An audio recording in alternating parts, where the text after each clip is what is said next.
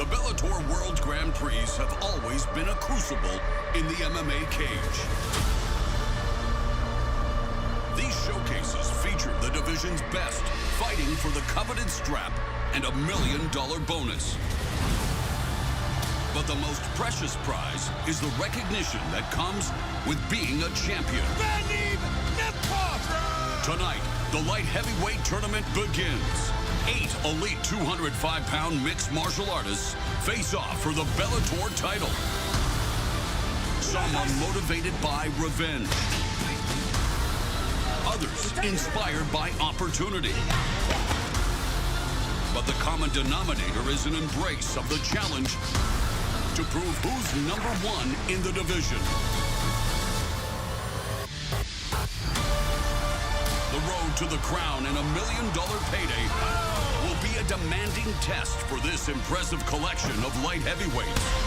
In a single elimination tournament, the margin for error is slim. The climb to the top of the mountain is treacherous. But the destination is a place among Bellator royalty.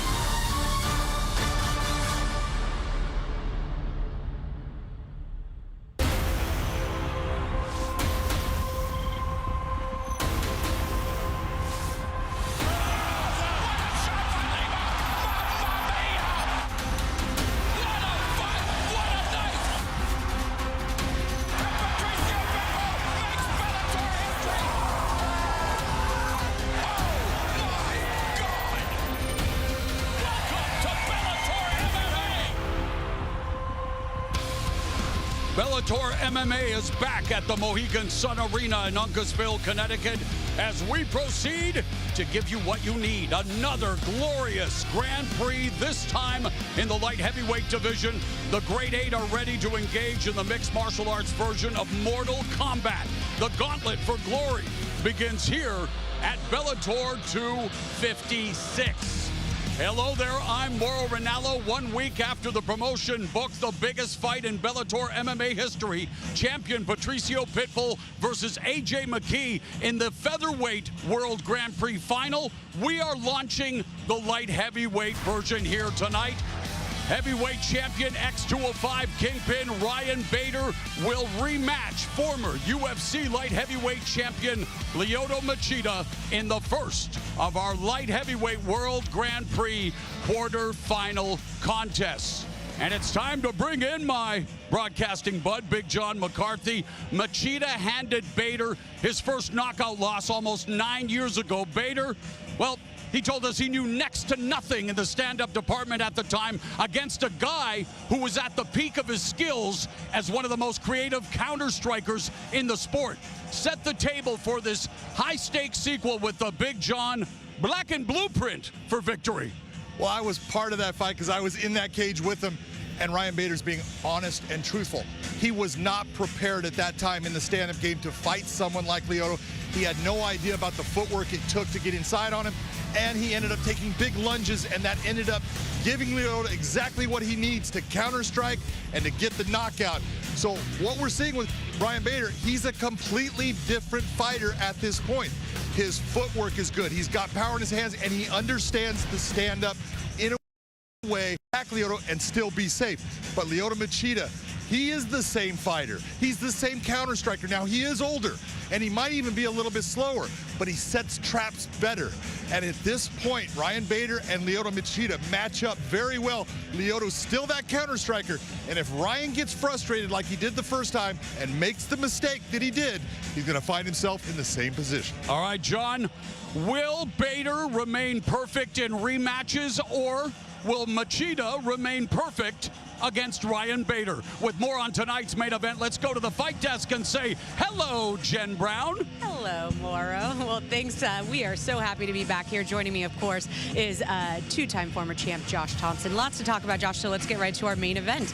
You know, we've got a rematch. This fight happened 9 years ago, but it was a knockout, a second-round knockout of Ryan Bader. How much weight should that last fight carry into tonight? It shouldn't carry any. because Ryan Bader's a completely different fighter. But Lyoto Machida has been living rent-free in Ryan Bader's head for the last 9 years. And to say that he hasn't been living there, it's untrue. Ryan Bader has thought about this moment and recapturing this fight and showing how much better he has gotten over the 9 years. And let me just tell you, Ryan Bader's gotten a lot better. His stand-up has gotten a lot better. His confidence has gotten a lot better. The major thing that has gotten better, though, is the ability to put the two things together. From punching to wrestling, wrestling to punching, because what makes him a standout fighter is his wrestling and his ability to get in your grill and take you to the ground and unleash that nasty ground and pound. Well, you know what, for Lyoto Machida, you know what hasn't been in his head is Ryan Bader. But he doesn't put any of his opponents in his head. He is all about staying in the moment. So what does he need to do to get a repeat of that first fight? He doesn't need to do anything. He just needs to keep doing what he did back then. Honestly, he's never really changed. And just like what Big John just said, he really is the same fighter. He may be a little bit slower, but his timing is always on point. What he brings to the table is precision and timing. He waits for you, like Big John said. He sets traps. He waits for you to come in, and when you overcommit on something, he capitalizes. That's been Lyoto Machida's way since he started fighting. All right, well, both of these fighters are going to need to be patient tonight. I can't wait to see how this one unfolds tonight. All right, that's our main event, but before that, we have 4 other great fights coming your way in our co-main. 2 of Bellator's top female flyweights go toe-to-toe when Liz Carmouche meets Vanessa Porto, and rising star Adam Borics returns to make a statement in the featherweight division, but in his way is an impressive 16-2 record in Jeremy Kennedy. Now, featherweight and MMA vet Kat Zingano looks to move to 2-0 inside the Bellator cage when she takes on Olivia Parker. And to introduce the first fight of the night, well, we're going to go back to our own MMA veteran in Maura Ranallo. Maura? All right, thank you very much, Jen. Number 3 ranked lightweight Goichi Yamauchi welcomes Dan the Hitman Moret to Bellator MMA. And now, we welcome tonight's first fighter, Dan the Hitman Moret.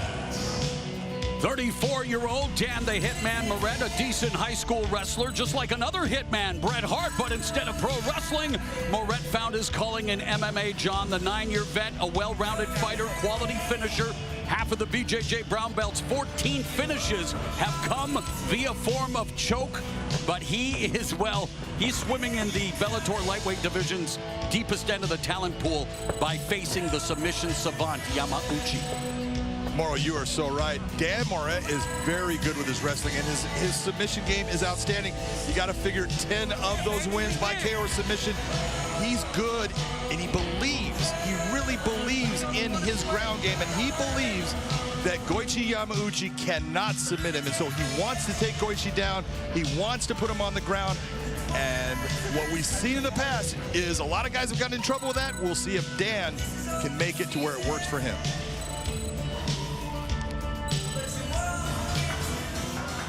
And now, his opponent, Goichi Yamauchi. 28-year-old Goichi Yamauchi says there are a lot of things that he's really proud of when it comes to his life and his fight career, but being the submission king of Bellator, being able to represent his country, Brazil, even though he's born in Japan, and his martial art of Brazilian Jiu-Jitsu, it's truly something special. This guy, 20 of his 25 wins have been via submission, including a Bellator record 8. Here's his submission win in Japan over Darren Cruikshank. That rear naked choke is a go-to for Goichi. 13 of his submissions have been by rear naked choke, but he is good everywhere. He is a guy that can attack you with submissions no matter what position you're in. He's tied with James Gallagher for most rear naked choke finishes in Bellator history with 5 as we go to the 4-1-1 for our opening contest here at Bellator 256. A pivotal matchup at 155. Yeah, you can take a look at the records, the height, all that is kind of getting close. That tail of the tape for 28 years old. At 28, to have that many submissions, 20 submissions, is amazing. This is going to be a fantastic matchup. With the official introductions, here is Michael C. Williams. Ladies and gentlemen, good evening and welcome to Bellator MMA Live on Showtime. From Mohegan Sun Arena, we begin with 3 5-minute rounds in the lightweight division. introducing the blue corner. At 6 foot, weighing in 155.6 pounds tonight in his Bellator debut. He brings 14 professional victories, 6 losses. By way of Mankato, Minnesota, he fights out of Scottsdale, Arizona, Dan the Hitman Moret. And across the cage, his adversary, fighting out of the red corner.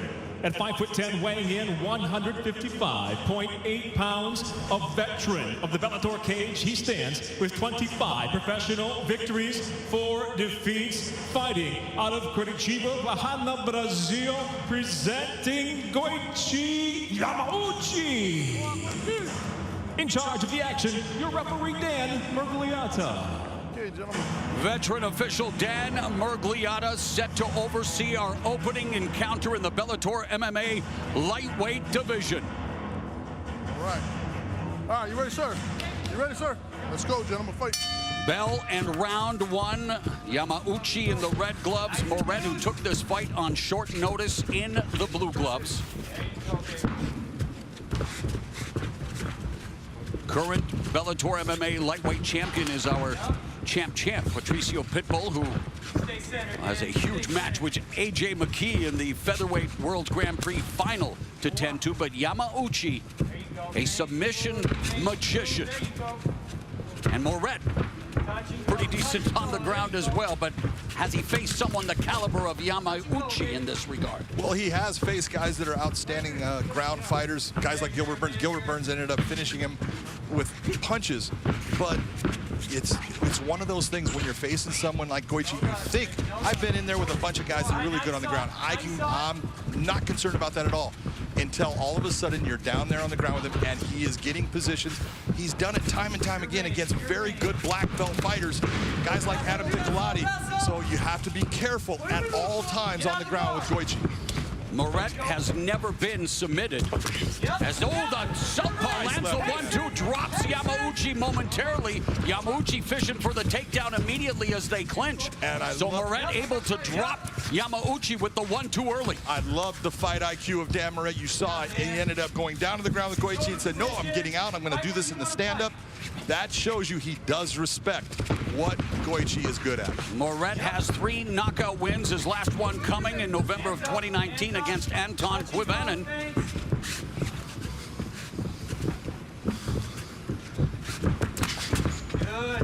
Inside low kick by Moret to the lead leg of Yamauchi.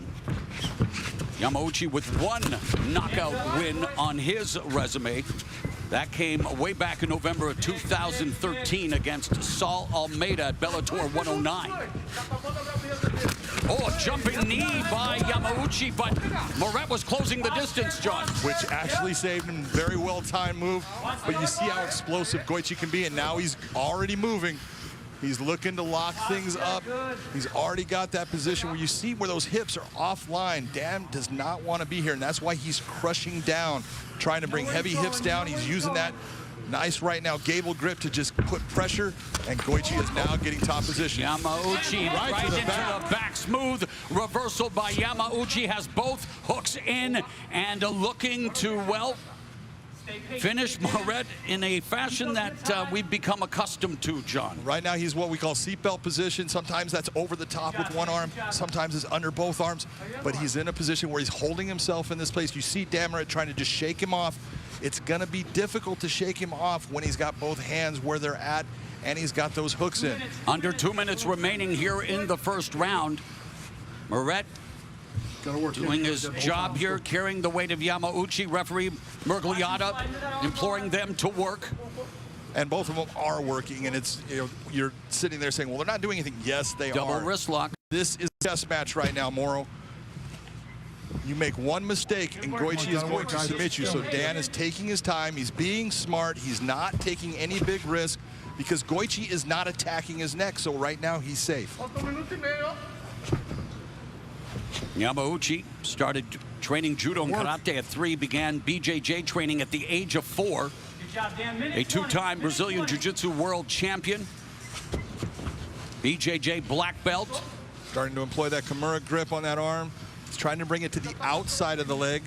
Dan needs to keep that to the inside of his leg so he can use his own body to stop it. Now it's a problem when it gets past his leg. You see Dan forcing it back so he can control that pressure and with his own Yamauchi, leg. with his 20 submission wins, looking for his first victory via Kimura if he were to secure it. Meanwhile, Moret carrying him here in the final 45 seconds of the opening round. And this is going to have an effect on Goichi's legs. He's got a lot of squeeze to hold himself in this position right now because he's starting to slide off of Dan Moret. He's getting way high, even though he still has that Kimura grip. Take us through what Dan Moret should be doing here, John. Well, he's trying to shake him off as far as you see those legs, but he needs to really be cognizant of holding his arm in place, which he did. Nice job by Dan. It's still a Kimura grip. It can still be a problem. He needs to be cautious of overextending. Now he got his arm out. He's safe. Under 10 seconds left here in the opening round. Moret top position, delivering some hammer fists, making the most of his position in the final seconds of the opening round. Break. No more strikes. Good job, gentlemen. Really interesting round when you look at it, Moro. There was a lot done by both Goichi and Dan. Dan was in more trouble in this round a little bit. There was the points where he was in danger. There was never the point where he was close to being submitted. Way to stay patient there. Hey, you're sliding in nice on that 1-2. Just breathe. Just a fight, baby. Just a fight. Attaboy. 5 minutes down. 5 minutes down. Good job. You're doing good. You're doing good. You don't want to Chris Cyborg, the women's featherweight champion, watching tonight. She will defend her crown against Leslie Smith in a rematch coming up on May 21st on Showtime. Right now, we're about to embark on round 2 of our opening contest of Bellator 256, which will culminate with the beginning of the $1 million light heavyweight World Grand Prix tournament. Well, you're watching Dan Moret in his Bellator MMA debut against Goichi Yamauchi, who holds the Bellator MMA record for submissions and spent a large part of the opening round looking for that Kimura from Moret's back. Yeah, it was actually that portion of the round and all the grappling that took place. Nice hook kick by Goichi Yamauchi. But it was all of that that ended up being the reason I gave Goichi that round 10-9, but it's a close round. Body kick by Moret. Moret out of the southpaw stance. Then Yamauchi, the fellow lefty, lands a left hand. Nice 1-2 being put together by Yamauchi. We tout his submission skills. This is mixed martial arts, John, and he's showcasing some striking prowess here in the early stages of the second. Well, Goichi has a style that is not like Lyoto's, but it's similar in some ways. He's got a very sideways stance, very karate-like. Beautiful takedown by Yamauchi. That was very nice. Work our way up now. Work your way up. Don't take that position. Don't stay here. Now, the real question you're seeing Dan, he's going to full guard just to get himself in control, but how he opens those legs, and we'll see, can he keep Goichi from passing? And right now, you see how easily Goichi passes his guard, gets into side control. This is what I'm saying. There's levels to this, and sometimes you think, hey, I've grappled with all these guys, I've fought these guys, and then you meet that one, and I'm telling you, they are totally different. The pressure they bring is different. What they do, you just cannot stop. Yamauchi prides himself on always being calm, cool, and collected in the cage, trying to follow the same style, he says, of the great Russian fighter Fedor Emelianenko in terms of his demeanor. Not a bad person to try to emulate. And now Moret against the fence, using his feet to try to launch himself off the fence. Needs to be careful of his neck here. You're seeing Goichi right now is going for an anaconda choke. Dan needs to keep him in a position where he doesn't get his legs. Goichi lets go of it. Moret's never been submitted. And Yamauchi has Moret's back in the standing position. Some wrist fighting going on now. Moret trying to break Yamauchi's grip. Working the hands. And Yamauchi with the waist lock looking to take Moret down. There's a big amount of energy to waste to all of a sudden get to nothing, right back to where you're at. Nice job by Dan to keep himself on his feet. We've reached the halfway point of the second round and of this opening lightweight contest. Fingers out of the cage.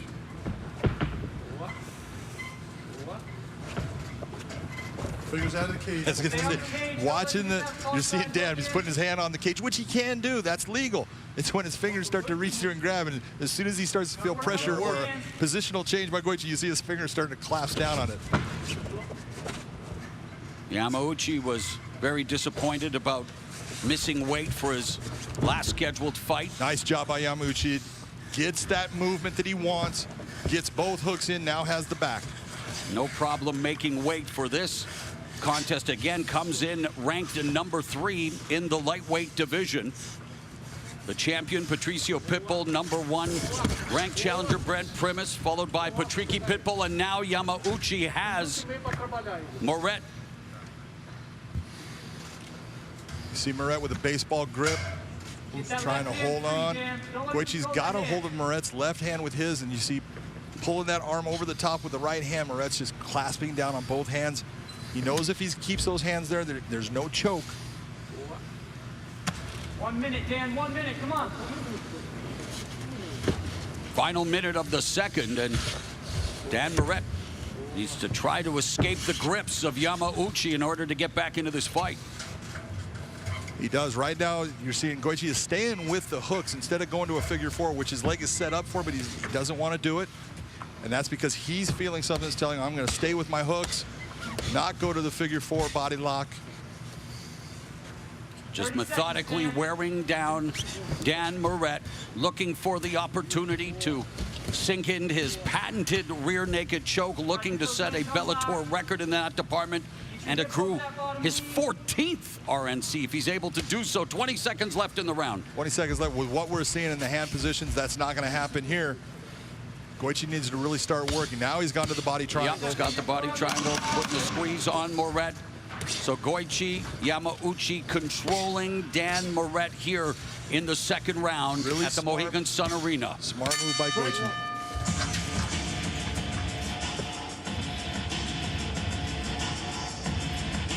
You got to look at that round. Easy 10-9 round for Goichi Yamauchi. So Dan Moret's going to have to do a lot in this last round if he wants to come away with a victory in his debut.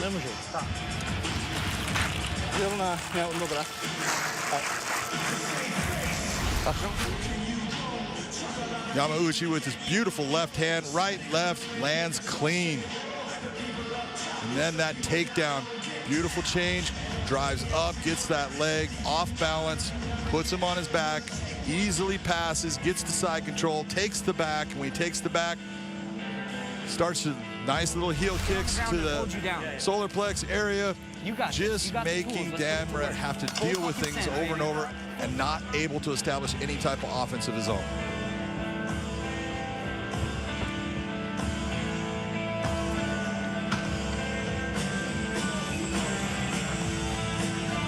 All right, final round. You ready? Ready? Let's go, gentlemen. The third and final round underway in this lightweight matchup. Goichi Yamauchi in the red gloves, Dan Moret in the blue gloves, and immediately Yamauchi looking for the takedown. Moret on top, but Yamauchi able to scramble back to his feet. Now both are really sweaty. It's hard to hold on to people. You see Goichi he's willing to go to guard. He wants the fight to go to the ground. He feels comfortable there. Dan's got to do big work in this round if he wants to come away with a win.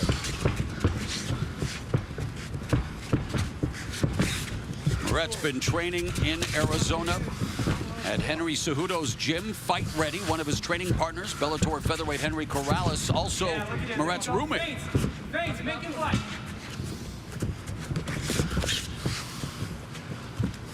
Nice and relaxed, Dan. You're good, baby. You're good. Yamauchi made the move to lightweight at Bellator 162 in October of 2016.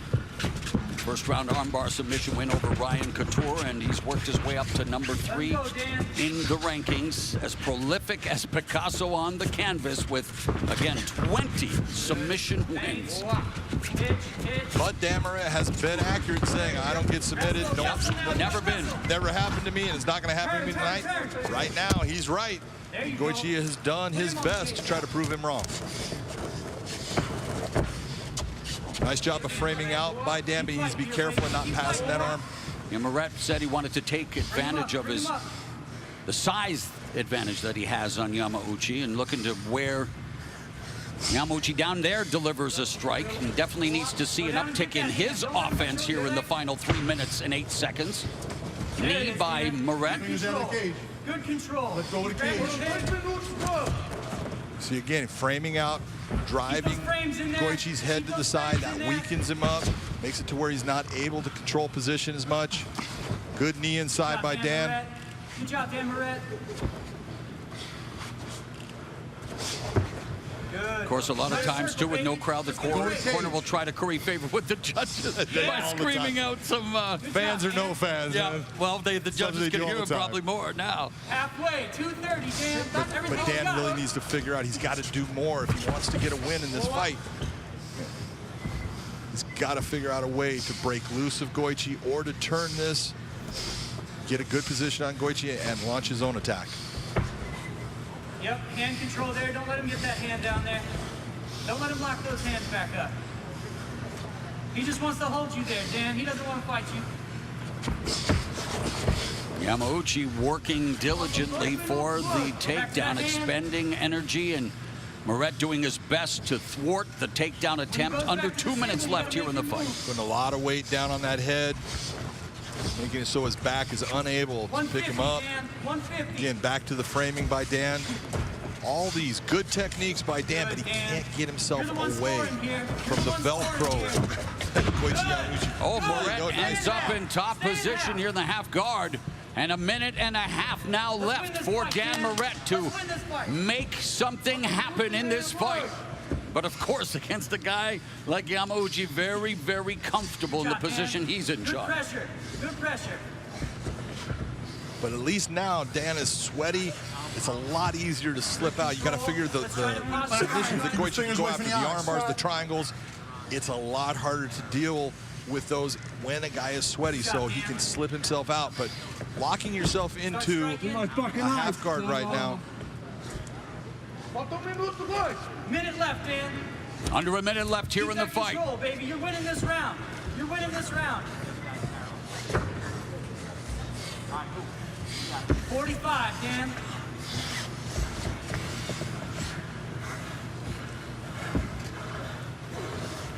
Dan trying to employ a lot of pressure, shoulder pressure into the neck area of Goichi. You see Goichi getting himself back to a full guard.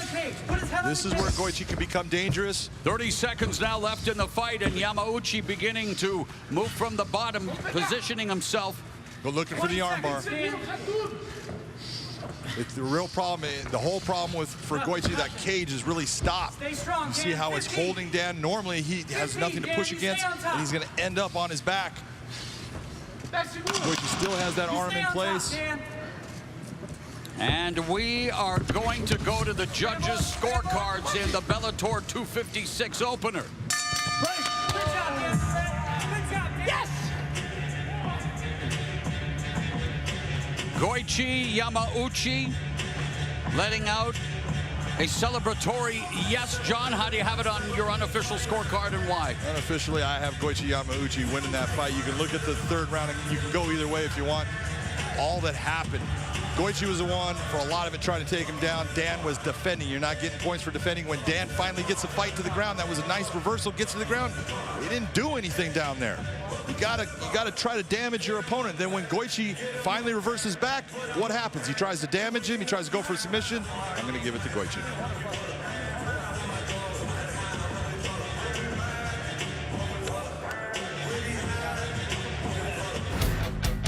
Everybody should come to the alibi later. We'll be there. After 11 seasons, You got doubts? You didn't? the Gallaghers aren't leaving So now what? I love this house. without a fight. They're trying to give us all a fresh start. Don't miss Last Call. There aren't a lot of places like this around anymore. I know. I'm gonna miss it. The final episode. Love you, big brother. I love you too.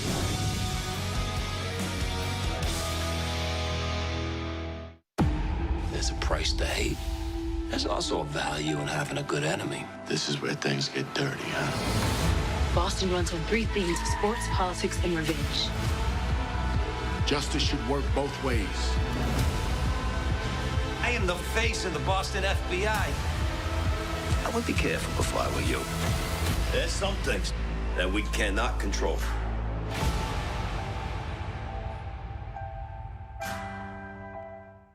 Look at us, the Three Musketeers, back together again.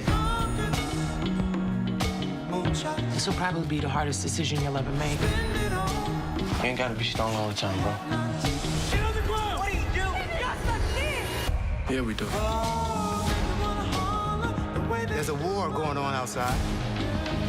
The police department is on one side and the black community is on the other. It is time to do something differently. Checking out the fight stats for the lightweight contest we just witnessed, John, and what do the numbers tell you?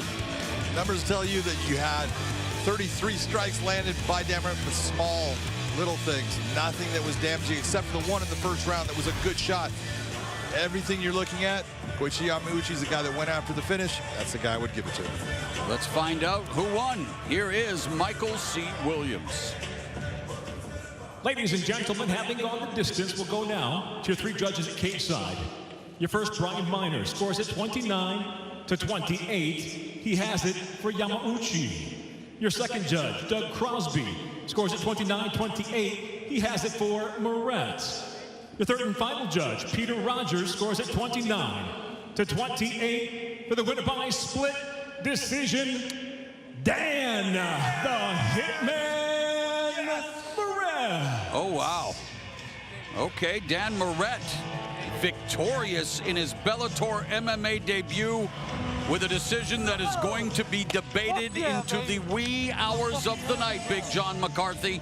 I'm being honest. I don't want to say anything because it's going to be bad. It's just going to be bad, Moret, because that...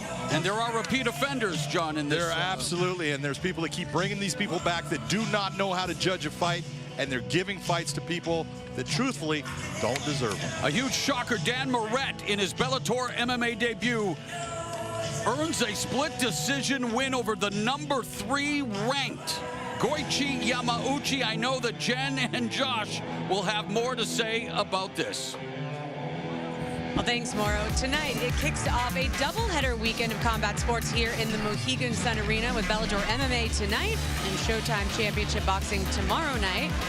All right, all you fight fans at home, I want you guys to listen up because we've got some really great Bellator MMA action. I want you guys to all at home right now, go get your phone. I want you to open up your calendar app because we're going to put in some dates that I just think you guys are not going to want to miss. Now, next Friday, April 16th, the Heavyweight World Grand Prix continues with 2 additional quarterfinal matchups. Now, the champ, Vadim Nemkov, defends his belt in a rematch against Phil Davis. And we've also got Corey Overtime Anderson. He will face Dovlashan Yashimuradov. Then, Friday, May 7th, the Bantam champion, the Spaniard Juan Archuleta, he takes on the #1 contender in Sergio Pettis. Plus, we will close out the light heavyweight World Grand Prix quarterfinals in the highly anticipated Bellator debuts of Anthony Rumble Johnson and Yoel Romero.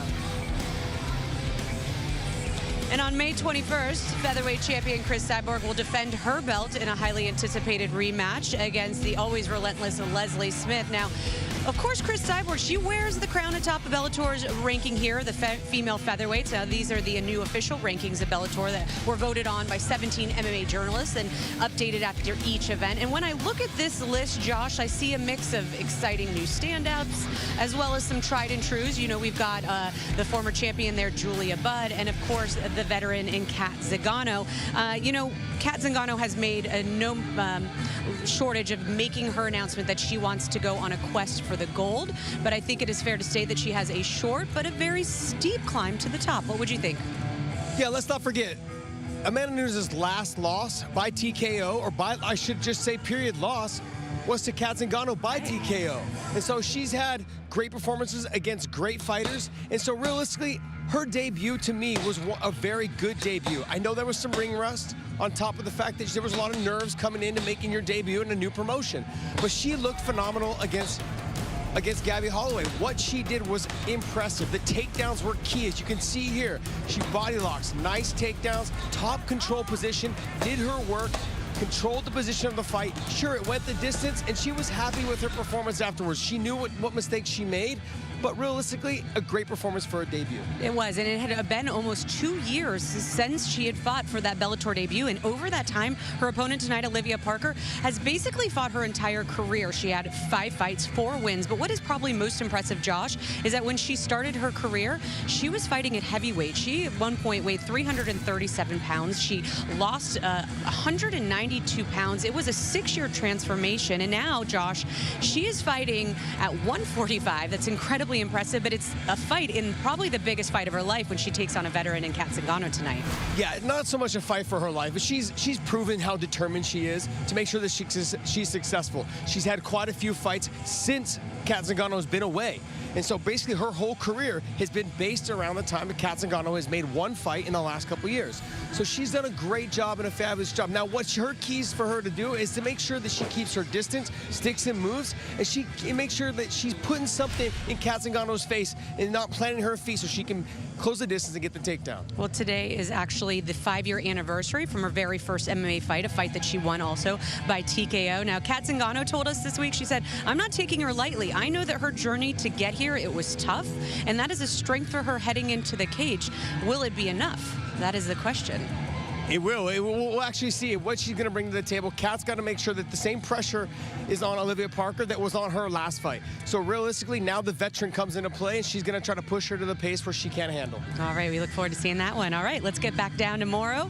Kick it off. All right, Jen, thank you so very much. We are set for women's featherweight action. It will be Alpha Cat Zingano taking on Olivia the Phoenix Parker, who makes her Bellator MMA debut. And now, making her way to the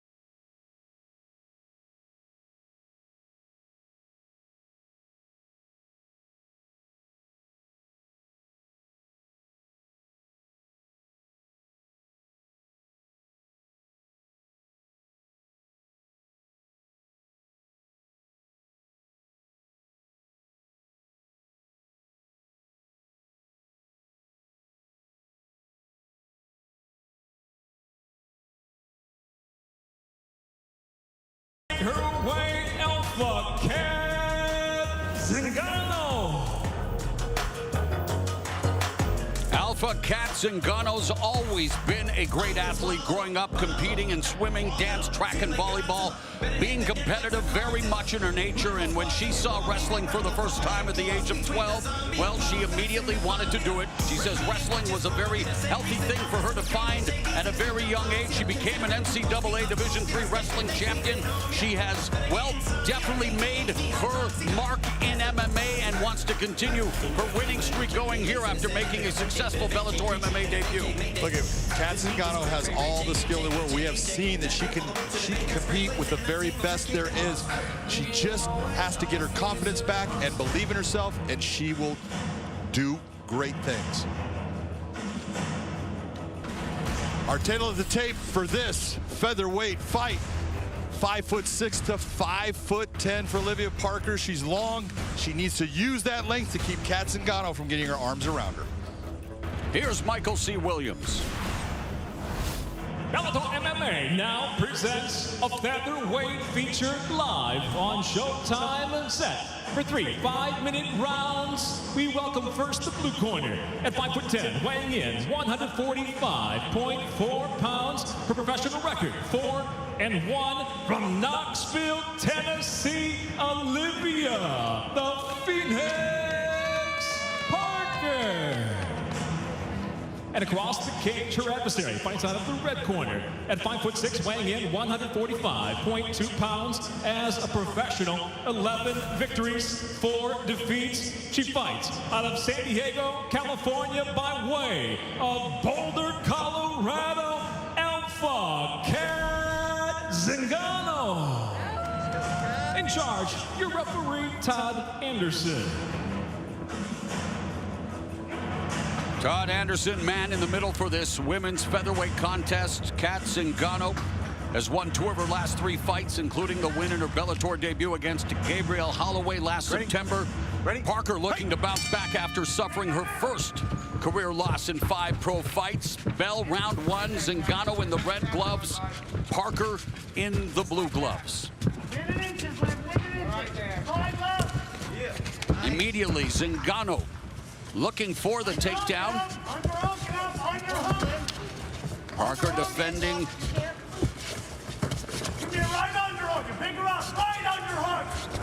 Underhook by Parker, listening to her coach, John. Parker wants to be in these grappling situations. This is where she does best in a fight. She wants to get into the clinch, make it a gritty, dirty fight. This is exactly where she wants to be, so she just has to do the right things, like digging that underhook like you just saw. Parker played basketball in college at Lincoln Memorial University. Has only gone to the judges once in 5 pro fights, but Zingano secures the takedown into the open, now closed guard of Parker. Nice inside trip by Kat to bring the fight to the ground. 8 of Zingano's 11 wins have come inside the distance, including 3 submission victories. Kat putting good pressure, steps over for the half guard. Zingano with 2 wins via first round knockout or submission, 1 of each, but hasn't won via first round KO submission since June of 2010.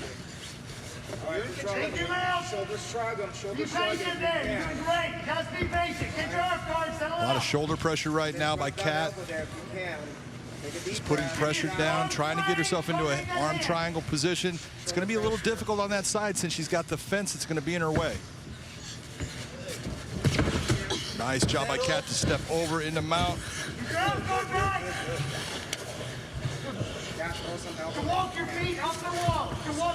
Olivia's still controlling that foot, so we call it a 3/4 mount. Now full mount. Now she's taking the back. All nice.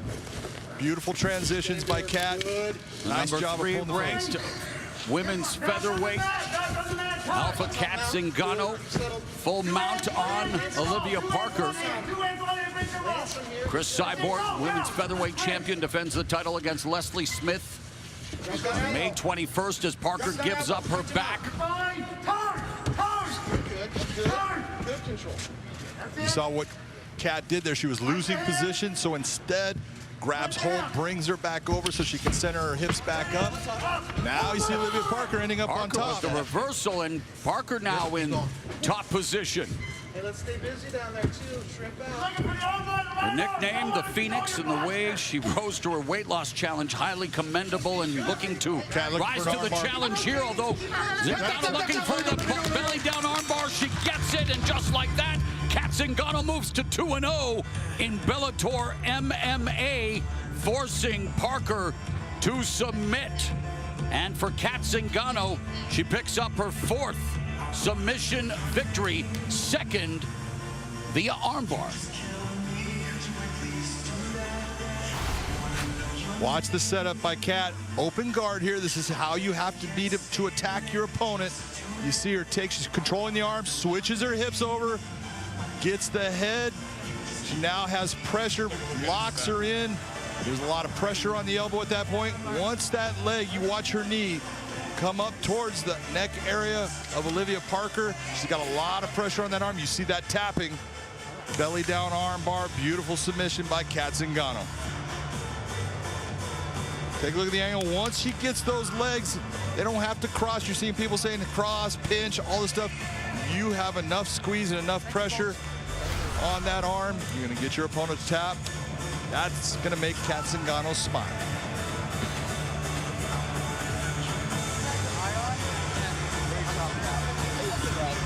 Great job. Another one down, right?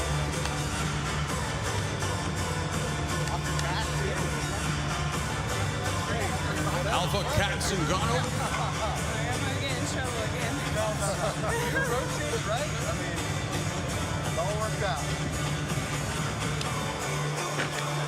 Throwing in those. Okay, you end up in the bad position, huh? Let's go to Michael C. Williams. Ladies and gentlemen, inside the Bellator cage, it comes to an end.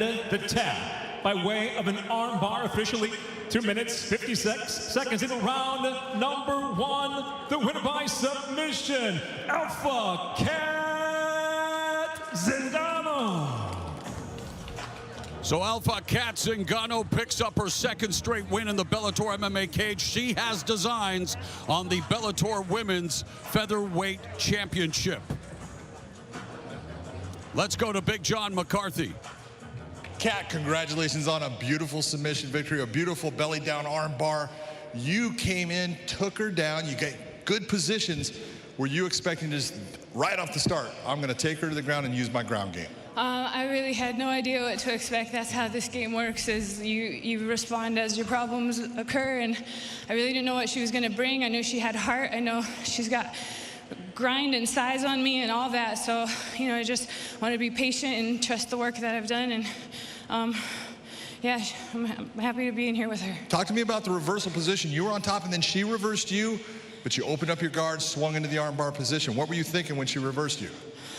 You know, just trying to base out and be on top, but she had good movement left to right, so I didn't really feel like I had the right opportunities to really throw elbows or anything on top, because it might displace my weight, which might get me turned, and that's kind of what happened. So I went with the flow and, you know, wanted to keep her tight and use that jiu-jitsu, and I'm very proud of it right now, and go for the arm, see if I could get it. Right now, 2 wins in a row. What's next for Cat Zingano? You know, I am in a run for gold. You know, I want to go against the best. I know who's the best. I know these 2 girls have a fight coming up in a couple months, and I'd love to get a shot at the belt over here in Bellator. That'd mean a lot to me as a featherweight and on my journey here. Sounds good to me. Congratulations on a beautiful win. Cat Zingano.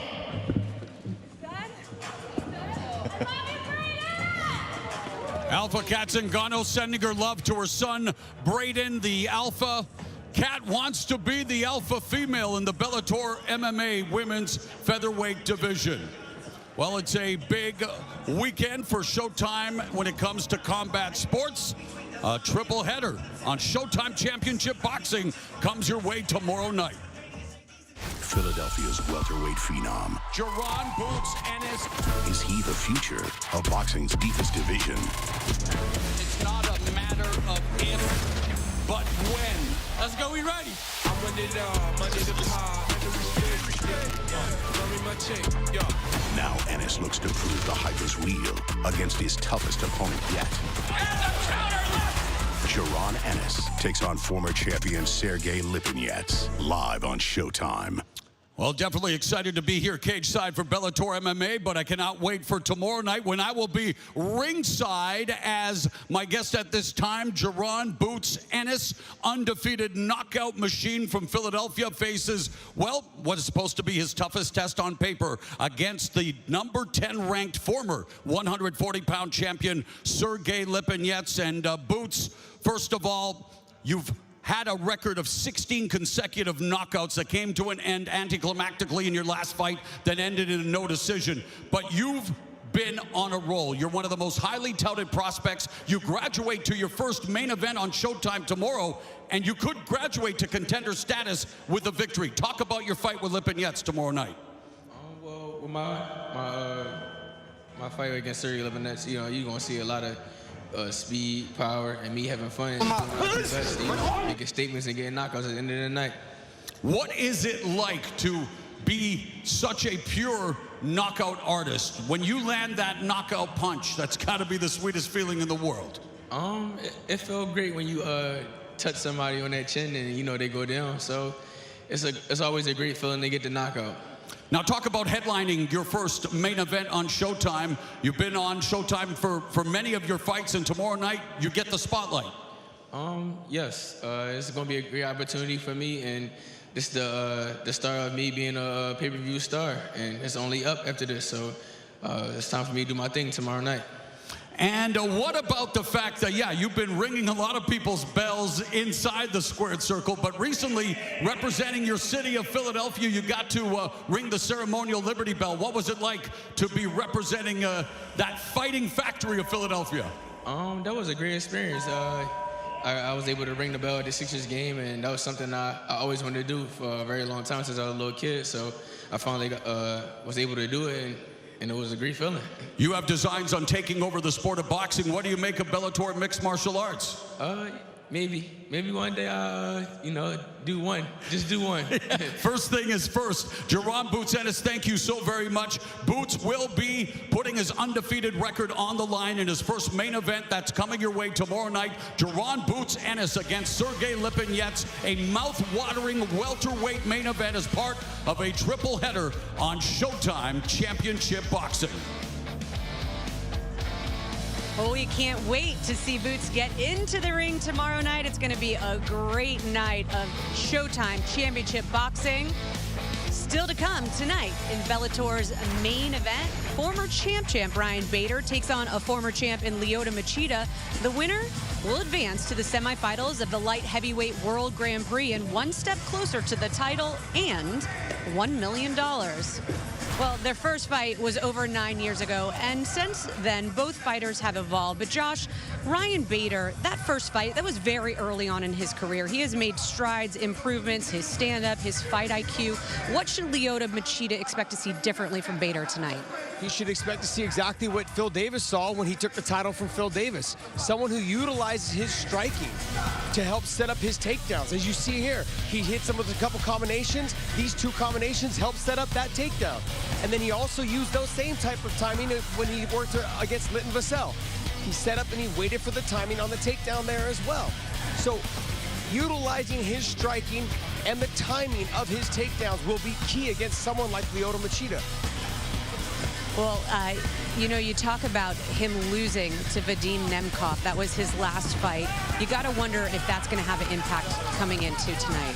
I don't think it will. And the reason why I don't think it will is because he's had time to get his weight down. His last fight was against Vadim Nemkov, and the hardest part of that camp was him getting his weight down. I think that hindered his performance. What he said was, this camp, all I had to worry about was getting better, learning how to beat Machida. And when he did that, when he realized that his weight was already down, it made it easier for him to get through the camp. Well, he told us, it was tough for him to get that weight down tonight. That cut down to 205, not a problem at all. He is going to be 100% ready tonight when he gets inside the cage. Well, as we know, Ryan Bader has the impressive credentials. He certainly has the talent. He was the first double champion in Bellator, but you know what they say, the harder they come, the harder they fall.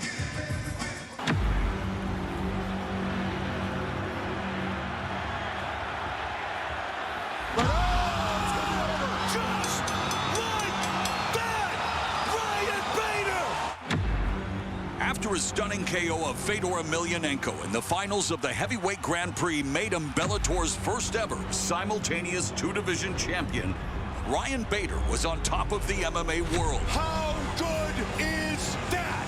Undefeated since coming to Bellator and getting better with every fight, Bader was set to make his second defense of the light heavyweight championship on August 21st, 2020. Oh yeah, the Nemkov fight. Vadim Nemkov, the dangerous Russian and protege of Fedor, was riding a 5-fight win streak. For Bader, the circumstances were less than ideal. COVID was happening. I had an injury. Thought I was fighting heavyweight. Get a call about 4 weeks, hey, you're going down to 205. In my mind, I said, hey, I can do it. I can make this happen. I want to fight. I don't know when I'm going to fight again with COVID happening. Due to the pandemic, Bader's wife, Daisy, normally a cage-side staple, could not be there in person. But thanks to technology, his wife, family, and friends watched from home in Arizona. There's his wife, Daisy Bader, at her home. You've got this tonight, no worries. In anticipation of another dominant performance by the reigning champion. Meanwhile, 2,500 miles away, Bader's confidence began to wane. I just felt flat in there. I'm like, all right, you got to pick it up. Your back hits this fence, we're circling out, and we're going to kind of go on the offensive now. Man, you feel like this could end with one strike. He's done. It's done. It's over. And the fight was over when that kick landed. Can he survive? Bader trying to hold on. You know, fought my ass off to get up. At the end of the day, got called. It is all over! Vadim new Bellator light heavyweight champion. At the end of the day, I got kicked in the head. It is what it is. Redemption is on the menu for this tournament. You know, so for me to look at this and see Nemkov on the other side of the bracket, I want him to keep that belt and be able to go in there and dethrone him and be the only person to win 2 Grand Prix at 2 different weights. Let's go. Well, if Hollywood told Ryan Bader's story, that would be the end of Act 2. Will he rise back to the top? We will find out later tonight. Mauro? All right, Jen, thank you very much. A featherweight matchup flying under the radar set to take place. Number 3 ranked Adam Borics against number 8 ranked Jeremy Kennedy. Now set to make his way to the cage, Jeremy JBC Kennedy. Well, Canada's produced some high-quality mixed martial artists. Carlos Newton, the first Canadian to win a major MMA title. George St. Pierre made the Maple Leaf proud by becoming one of the greatest of all time. Another Canuck, Jeremy Kennedy, wants to follow in the footsteps of Rory McDonald and Julia Budd as Bellator belt holders hailing from beautiful British Columbia. He was successful in his Bellator debut. Here's some highlights of Jeremy Kennedy against Matt Bissett. Jeremy Kennedy is just good everywhere. His wrestling is outstanding. His position when he gets on top, super heavy. He lands big, heavy shots. You can see what he's doing here against Matt Bissett, a veteran fighter, just landing shot after shot, letting Bissett kind of get up. Big elbow strikes, takes him back down. Jeremy Kennedy is a handful for anyone. 16-2 record. He's a stud. He is 3-0 with 1 no contest in his last 4 fights. Ready now to make his way, Adam the Kid Borics. The 27-year-old Borics grew up in one of the poorest parts of Hungary, a small village of about 2,000 people. He grew up wrestling with his father and older brother. He was 16 when he was first introduced to mixed martial arts, and while wrestling was his favorite sport, he also enjoyed the striking styles and air traffic control. Better be on the lookout for a flying knee, John. All 3 of Boric's Bellator KO wins have come courtesy of his punishing patella. I'm telling you right now, Adam Borics is fun to watch. He is so dynamic. Here he goes. That's against Theodore Nikolov.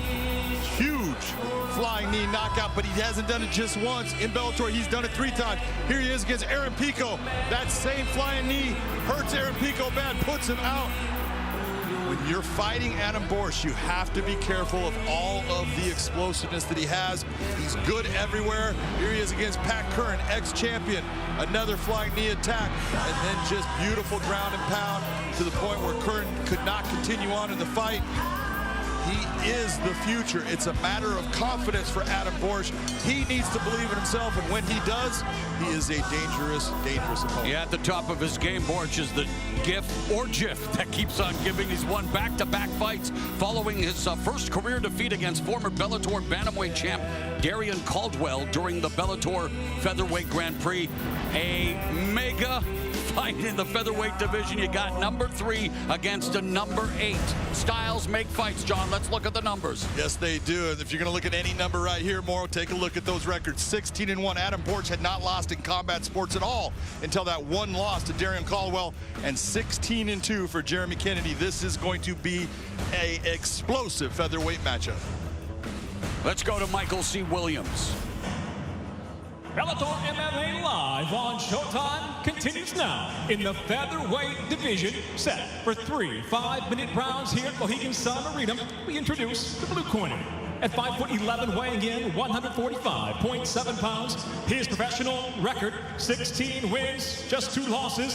Fighting out of Las Vegas, Nevada, he hails from Surrey, British Columbia, Canada, Jeremy JBC Kennedy.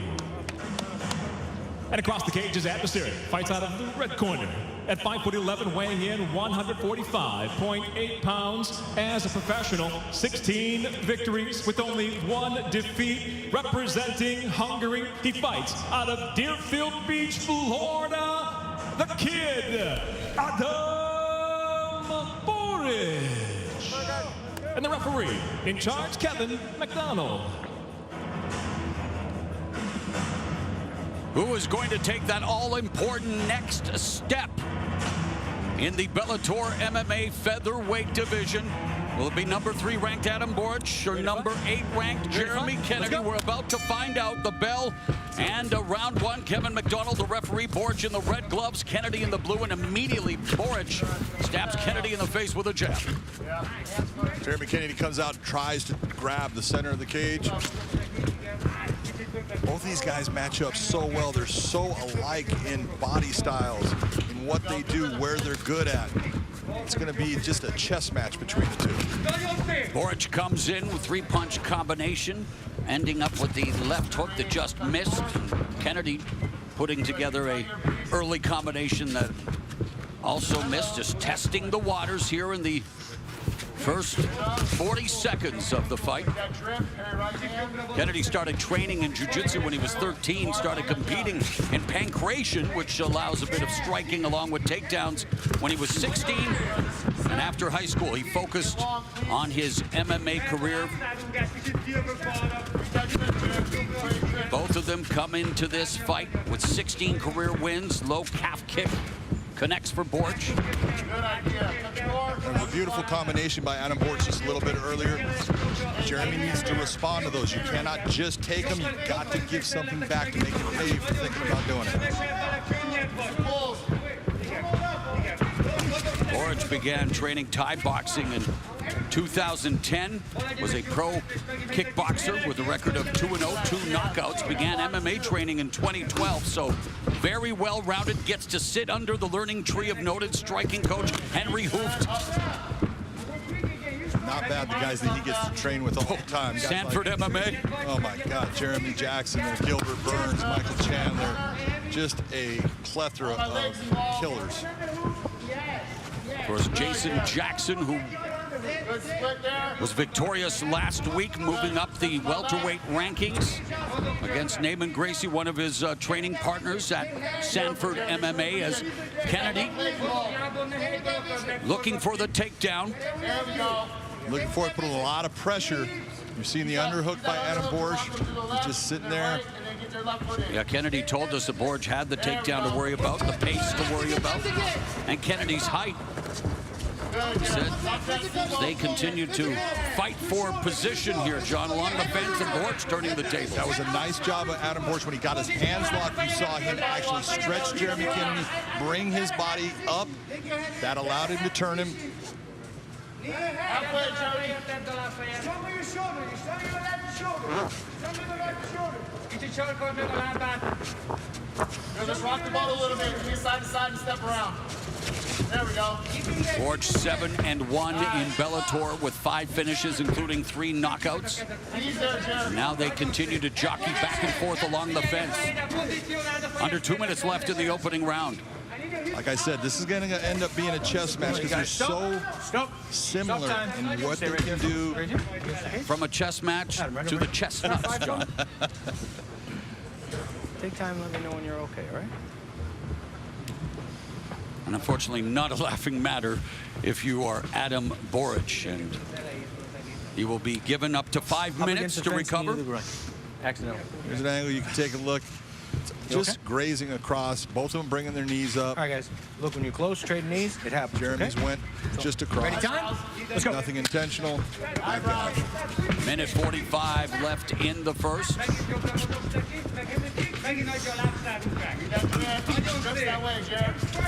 Borics attacking Kennedy's lead leg with that outside low kick, the calf kick. Borics has had a lot of success attacking that left lead leg. Jeremy's going to have to figure out a way to stop it, to check it, to do something so it doesn't keep adding up.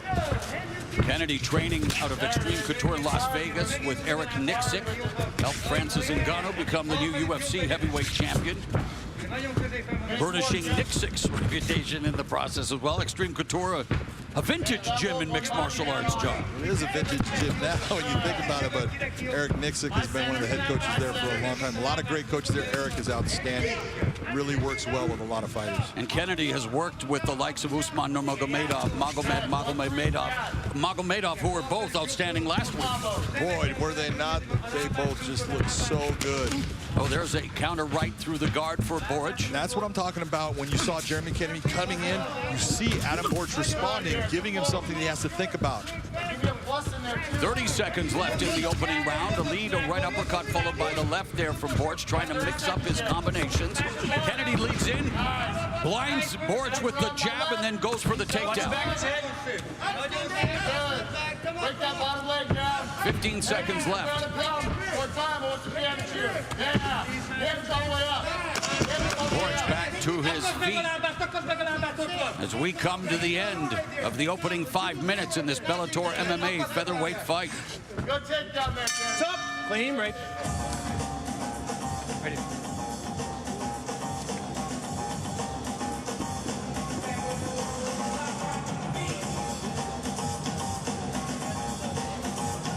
Ice on the calf. Deep breaths, Bubba. For fun. Yes. Hey, listen, I just need some combinations out of you, okay? Yep. Listen, give me some back 'em up drills, throwing that right hand. He's drifting off to the lead hand side every time he wants to add the calf. He's drifting this way when he wants to throw the right hand. Utána akar majd egy földbevitelt csinálni, meg a legvégén. Ugye mindig arra próbál játszani, mert utolsó pillanatát megpróbálja elvinni. Nagyon szépen dolgozott, többet mozog neki jobbra, kérlek, mert végig ott hagyja. Close, I don't know, but listen, we're gonna make those adjustments right now. Two bodies, high lows. Sell it now. The takedown's there. You agree with the adjustments suggested by Kennedy's corner, John? Absolutely. I thought Eric Nixon gave him good advice. Exactly what he's saying when Adam is moving, what he's looking for. And Jeremy needs to pick up the pace of those shots. He's throwing ones. Adam's throwing a little bit more. That's why I gave Adam Borics the first round, 10-9. They touch gloves to begin round number 2.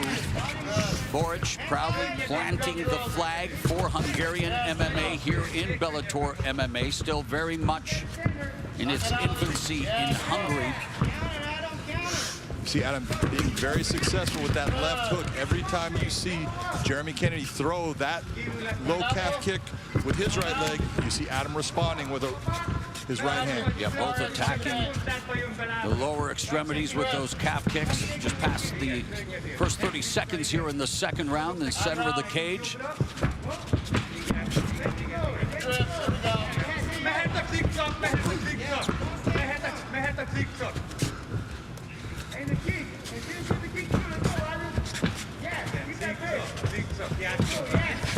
Borics feinting with that right leg. Borics taking a big chance with that lead uppercut with his right hand. Hands in the pocket.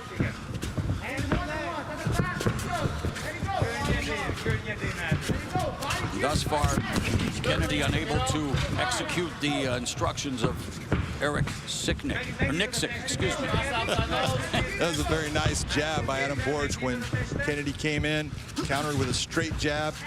Saw it snap Jeremy Kennedy's head back. Overhand right by Borics. The speed of Adam Borics is starting to give Jeremy Kennedy just a little bit of trouble because he's not feeling comfortable getting himself inside to work for those takedowns that he wants. Exchange kicks.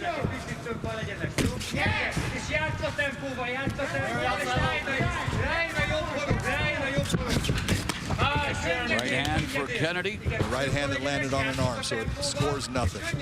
Got to land on it, at least a legal target. Do something with it, don't land on the arm. And Kennedy looking for the takedown, immediately stuffed by Borics, and Borics keeping him at range, landing the jab. You saw how that jab had an effect more. Yep, backed him up. Then actually circles out to gain a little bit of space, resets.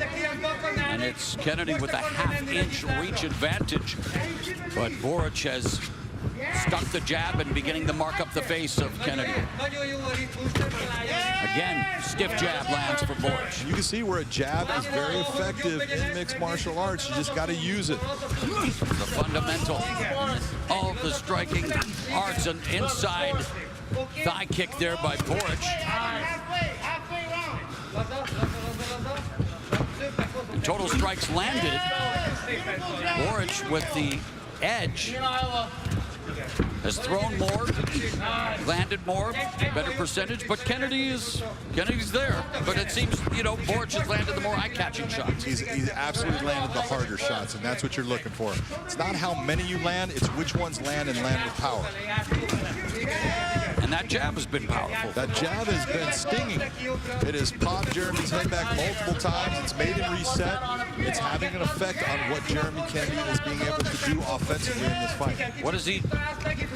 Not necessarily a tell. Obviously, it's a feint, but the way Borics moves that lower right leg, has it in the chamber. Minute and a half left in the second.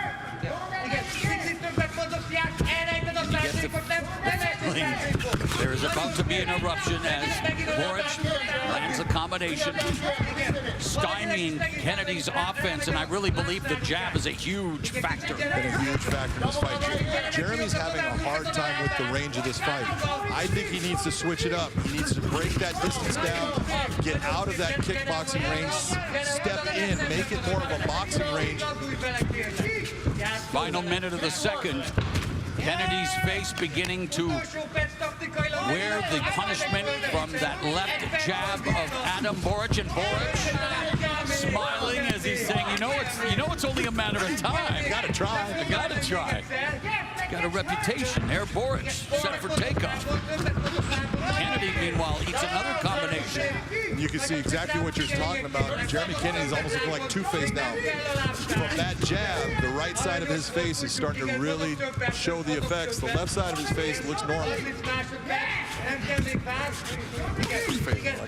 20 seconds left here in the second round. Borics utilizing the jab, and again, he cannot say enough good things about Sanford. He calls him his American family. He did, and you can tell by the histrionics of Kennedy. Absolutely, trust me, that kick, it rattled. Jeremy felt the sting of that. Good round for Borics.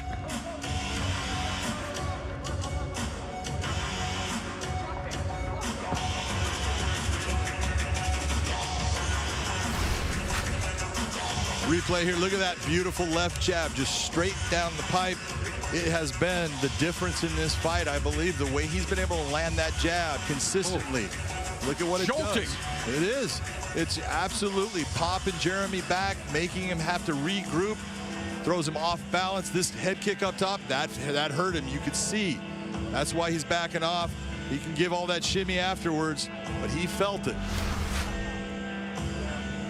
Az a legfontosabb, igen, az a legfontosabb, hogy már ő is menni akar. Fucking right hand. Hey, let's go. Get your ass to work.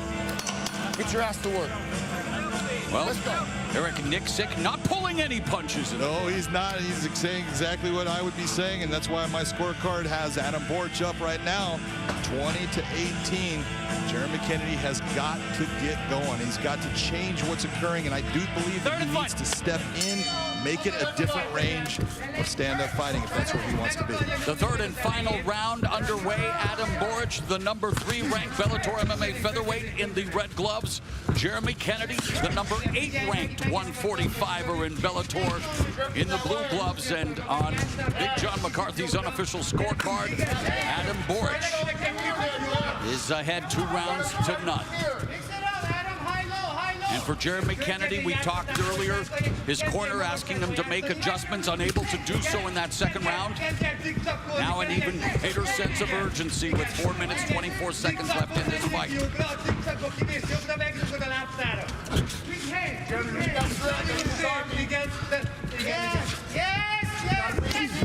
And there, Borics down. Kennedy has him on the ground, and Kennedy wincing in pain after Adam Borics vicious kick. Making a mistake there. Right there, that's just showing, fight IQ will tell you, you hurt him like that, he goes down, step back, make him get back up so you can do it again. 6 of Adam Borics' 16 wins have come via submission.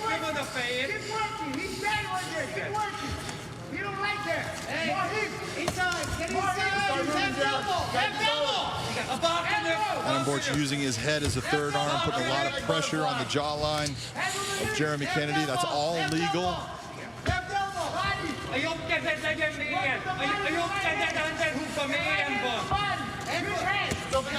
But I really believe it should have been Adam Borics backed off in this situation. Make Jeremy Kennedy get back to his feet.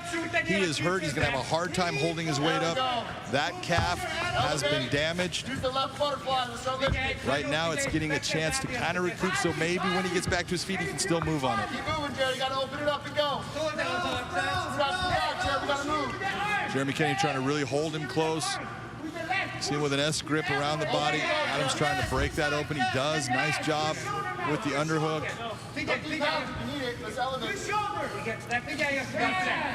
Having the underhook, that right underhook, you see Jeremy Kennedy right there having, that gives him the ability to get a tilt here, try to reverse the position.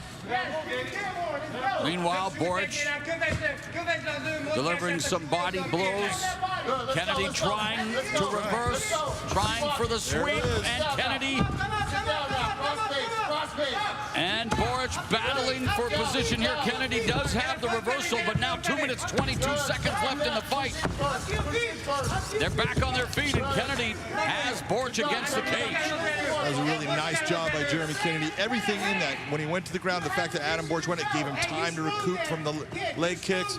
He's back on his feet now, but a beautiful job of upsetting the balance of Adam Borics, getting a reversal, making Borics have to actually get back to his feet. Under 2 minutes left, Borics with the whizzer here. Borics looking to improve to 8-1 in Bellator, while Kennedy would like to move to 2-0 again. An important matchup here, John, between two top 10 fighters in the featherweight division. This fight is very important for both. Like you're saying, Adam Borics needs this fight to get his mind right, and I can compete with the very best. Jeremy needs this fight to establish himself in the weight class. He's only had one fight in Bellator. He's at 8. He wants that number 3 spot on Adam Borics.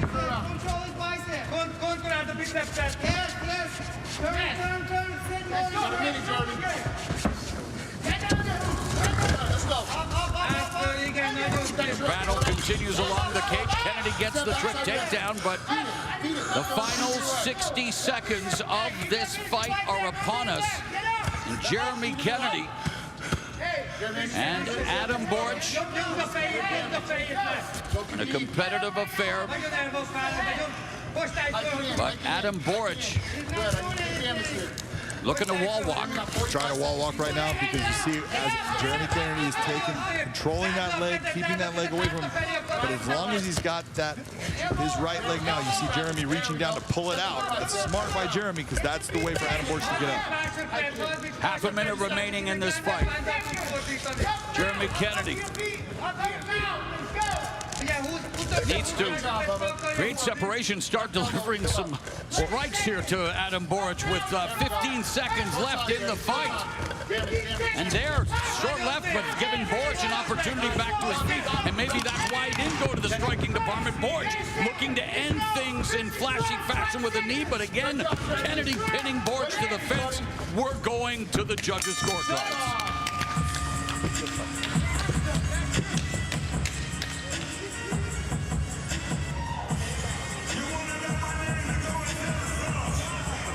That was a very technical fight by both guys, but when you're really looking at this, what was the difference in this fight? It was the jab of Adam Borics. That jab.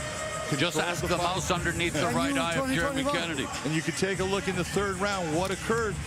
Adam Borics damaged Jeremy Kennedy, put him down on the ground. Now, I didn't think he was real smart in going down there with him. He did. He landed some shots. But overall, that third round still goes to Adam Borics. I have Adam Borics winning this fight 30-27. Ice being placed on the left leg of Jeremy Kennedy.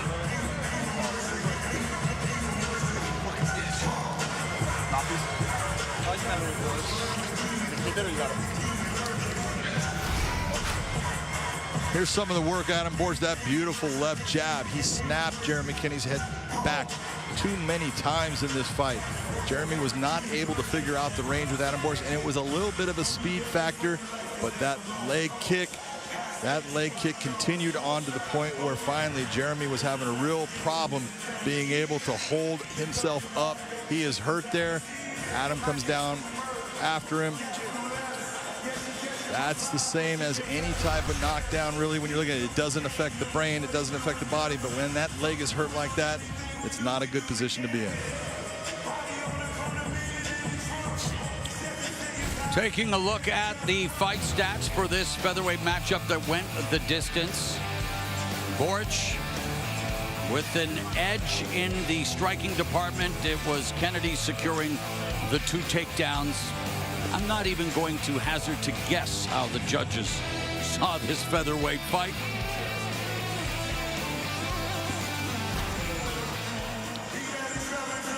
With the official decision, here is Michael C. Williams.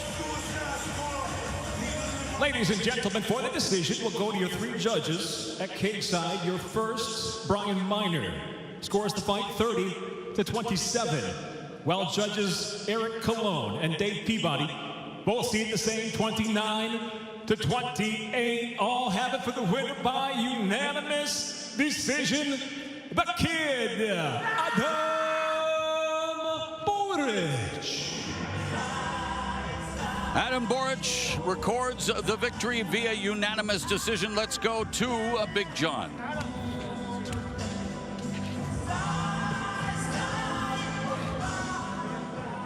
Adam Borics, congratulations on a beautiful win over a very tough individual in Jeremy Kennedy. Your jab was snapping his head back. Talk to me about what you've done training yourself for that jab. You know, this camp was my best camp in my life. You know, I've been at home like 2.5 months, so I totally recharged. You know, since I moved here to the States, I never been at home more than a month, so I was a little bit tired last year, and now I recharged. I'm ready for the title. Ready for the title now. Let's talk about when you were landing the leg kicks. You actually took his legs completely out. You hurt his calf. Why did you go down on top of him instead of making him get back up? Because, you know, I want to show everybody I'm a well-rounded MMA fighter. I'm not just a striker. I get better every day. I train at the best gym in the world, Sanford MMA, so I'm just getting better every day. So Monday I go back to the gym and continue the process. You were in the featherweight Grand Prix. You know that AJ McKee is going to be facing the champion, Patricio Pitbull. Who should be your next opponent? I don't care, but just give me the winner of the tournament. Sounds good to me. Congratulations on a beautiful victory. Adam Borics. Hungarian MMA, well represented by 27-year-old Adam Borics, improving to 17-1 overall, 8-1 in Bellator. Let's go to Jen. Well, thanks, Mauro. Tomorrow, the stakes are high for the undefeated Jaron Boots Ennis as he headlines Showtime Championship Boxing for the first time. He'll stand against the toughest test of his career, a former champion and top-ranked seasoned boxer in Sergey Lipinets. And in May, Showtime Championship Boxing, presented by PBC, returns Saturday, May 15th. From the cage to the ring, Showtime Sports has all your fight needs covered. Now, the Bellator women's featherweight division has seen a lot of disruption in the past year. The belt has changed hands in December when Juliana Velasquez gave Alima McFarland her first loss of her career. And Kana Watanabe moved up following her win over Alejandra Lara last Friday. Now, there is no denying that the #2 ranked Liz Carmouche is looking to make that climb. And that ascent starts tonight in our co-main event. Now, her opponent tonight, Vanessa Porto, she makes her Bellator debut and is coming in confident, Josh. She is a former Invicta champ. She's riding a 4-fight win streak, she's really fought, Josh, when you look at it, the who's who in this sport. Yeah, Liz Carmouche is not going to show Porto anything she hasn't already seen. It just comes down to Porto to go in there and implement her game plan and make this a dirty, grimy fight and really try to make Liz Carmouche uncomfortable in there. It's going to be a hard task, but I think she can do it. If she does it, she may have some success tonight.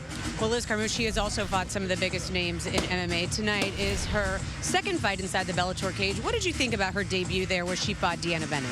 Well, she had to deal with a lot of adversity in that first fight. You know, there was a lot of things that went through her mind. In the first fight, In the first round, she had success. In the second round, she dealt with some adversity. But in the third round, she told herself in between the second and third that she needed to go out there and get the finish and stamp her name, as you're seeing right here. She got to the back, controlled the fight, got the finish, made sure that she climbed up in that top 10 rankings. Well, she told us that her goal was to finish Deanna Bennett. She obviously was able to achieve that. Does a win tonight for Liz Carmouche put her in that #1 contender spot against Juliana Velasquez? Well, I think it does, but what I think is she needs to have another dominant performance. She needs to control Porto everywhere she can in this fight. She needs to stamp her name on the fact that she's here in Bellator and she's ready for that next challenge, which is for the title. All right, well, there is a lot of the line tonight. The preparation is over, and the moment is here. Moro? Yeah. All right, yes, we are set for a flyweight matchup. Liz Carmouche, #2 ranked at 125, welcomes former Invicta champion Vanessa Porto to Bellator MMA. And now set for her Bellator debut, Vanessa Porto. John, I had the pleasure of being a part of the Invicta promotion from the beginning, and a shout out to Julie Ketsy, tremendous broadcaster, tremendous fighter, tremendous matchmaker. But Vanessa Porto now making her Bellator MMA debut, a former Invicta FC flyweight champion, currently on a 4-fight win streak. And in case you don't know, Invicta, of course, the all-female mixed martial arts promotion that's been a pipeline for the major organization. Well, we also have to give a shout out to Shannon Knapp, who started that promotion and has done so much for women's MMA. But Vanessa Porto has been a mainstay in Invicta, and you look at the list of fighters that she has gone against there. Ladies like Barb Honchak, Zola Frosto, and then, you know, Pearl Gonzalez. She's even fought Chris Cyborg. Durandami shields a big win. Exactly. She's good everywhere. It's one of those things you say, well, where's she really good? Well, she's the black belt in jiu-jitsu. She's got good stand-up. She's just a solid fighter in all aspects of MMA. Now making her way to the cage, Liz Gorilla Carmouche. Well, 37-year-old Liz Carmouche, born in Lafayette, Louisiana, but grew up in Okinawa, Japan, where father was stationed in the Air Force.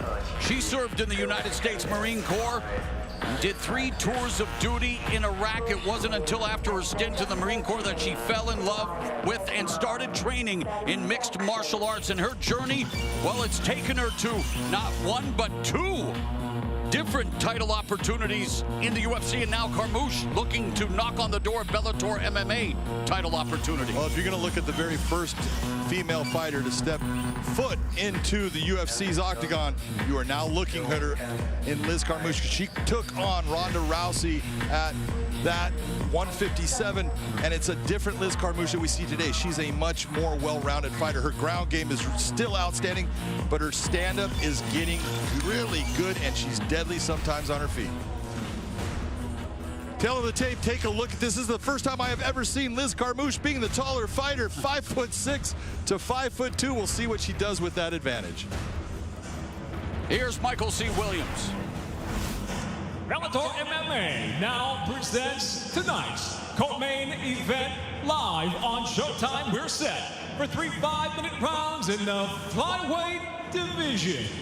Introducing the blue corner at 5'2", weighing in 126 pounds even. Her professional record includes 22 wins, 8 losses from Jaú, Sao Paulo, Brazil. Presenting Vanessa Porto. And across the cage, her adversary fights out of the red corner at 5'6", weighing in 125.4 pounds. The 2-time, 2-weight class former world title challenger stands with 14 professional victories, 7 defeats. By way of Okinawa, Japan, she fights out of San Diego, California, Liz Gorilla Carmouche. And the referee in charge, Kevin McDonald. Kevin McDonald will oversee this flyweight matchup between the number 2 ranked, Liz Carmouche, and Bellator MMA newcomer Vanessa Porto. Ready to fight? Let's go. The bell and round 1, the current Bellator MMA flyweight champion Juliana Velasquez. It's Carmouche in the red gloves, Porto in the blue.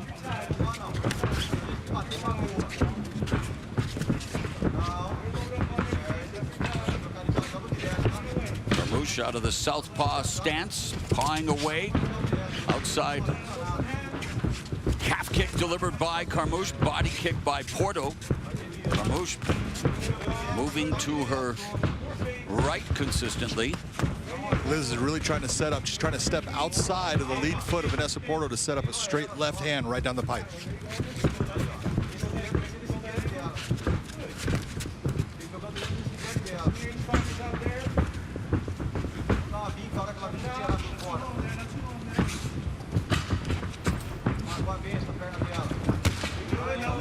Another kick to the lead leg of Porto, who misses with a wild right hand.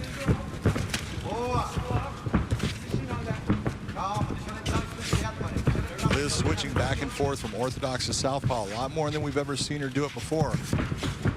She obviously saw something in watching Vanessa Porto that she believes this is a good tactic for her. Porto trained by her husband, Pedro Carmouche, member of Team or 10th Planet San Diego in the arena. She said she spent most of her training camp at the arena, coming off a splashy Bellator debut last September, defeating Deanna Bennett at Bellator 246. That submission victory was the first time in 9 bouts that Carmouche did not hear the judges' scores. That always makes you feel good as a fighter when you finish the fight. She had good moments in that fight. She had a hard second round. In the third round, she came out and she really did a great job of getting the back of Deanna Bennett and locking in that rear naked choke to get that submission victory. That was super important to her as a fighter, for her confidence in coming into Bellator in her debut fight. Yeah, her third win via submission. She has 6 knockouts as well. Porto, meanwhile, half of her 22 wins have come via submission, 11 to go along with 4 knockouts, but very much a cautious start here, collecting that all-important data, John, through the first half of the opening round. Yeah, still a lot of feeling out by both. You see the movement by Liz Carmouche. There she goes, stepping back into a southpaw stance. Porto says that at the end, it's the determination that she possesses that separates her from the competition. Carmouche familiar with Vanessa Porto because she helped train or spar with Pearl Gonzalez when Gonzalez was facing Porto for the Invicta title. Well, this is a little bit unusual for me in watching a Liz Carmouche fight, because normally Liz is the one. She has the shorter reach, she's the shorter fighter, and she's trying to get inside on people. She's trying to keep Vanessa Porto at range, and it's working for her right now. Porto delivered a body kick.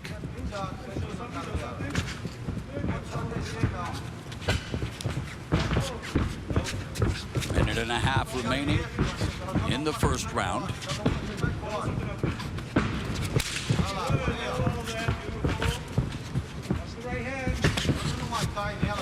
So she is trying to set up that straight left hand.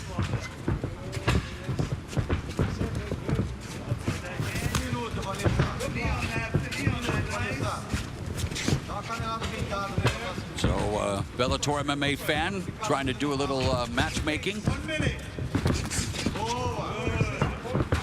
Of course, the #1 ranked women's flyweight is Alima Leigh McFarland. I'm sure she would love a rematch with Juliana Velasquez, suffering her first loss against the new 125-pound champion, as Porto lands a jab on Carmouche. Carmouche making the most of the real estate in the cage.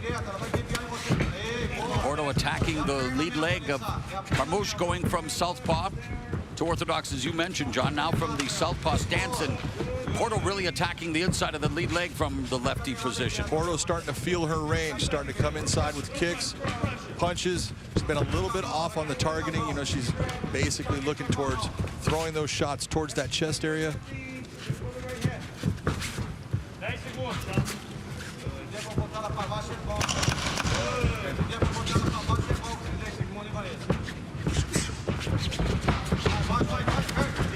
Porto tries to hunt down Carmouche at the bell.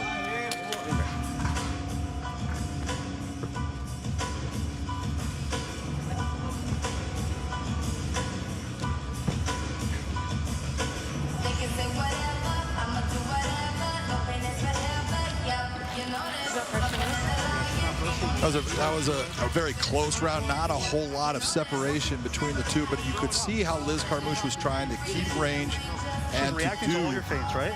So a now stand-up fight, which is different from what she does a lot. Right? She's trying to cut you off, but you're cutting outside that foot. Right? The leg kicks are there. Just put something before it or put something after it. Right? Now, a couple extra strikes here. She's going to come out a little bit more aggressive now. She's going to try and cut you off to the cage. You felt her out. The leg kick is there. Just don't throw it naked. Right? Nice and easy. You're controlling that outside line. Right? Good round. Good round. Encouraging words from Carmouche's corner as we get set for the second round of this flyweight matchup. Carmouche has won 5 of her last 7 fights. Porto looking to extend her winning streak to 5 in this, her first fight on the big Bellator MMA stage. She says fighting for Bellator is a dream come true. After dominating Invicta, where she was the 125-pound champion. Talk about adjustments you would like to see happen in the second round for both fighters, John. I want to, if I'm going to go with adjustments for Vanessa Porto, I need more out of you. I need you to start throwing. If you want to be in this stand-up position, then I need you to start throwing more shots, give her more to look at, more combinations. And if I'm looking at Liz Carmouche, that's what I want to see at times. Use your hands, more combinations, and if you can get into her body, I want you to take her to the ground and use your ground and pound because it's devastating.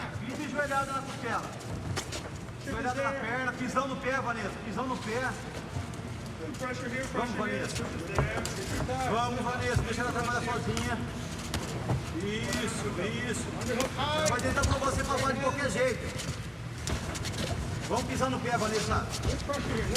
Vamos trabalhar ajoelhada e pisar no pé. Isso. Vai, de novo. Ela sentiu. No pé que ela sentiu. No pé que ela vai. Ela sentiu, Vanessa. So they're busy using those short knee strikes in the clinch. See Vanessa trying to frame out on it. Liz is so physically strong at 125 pounds.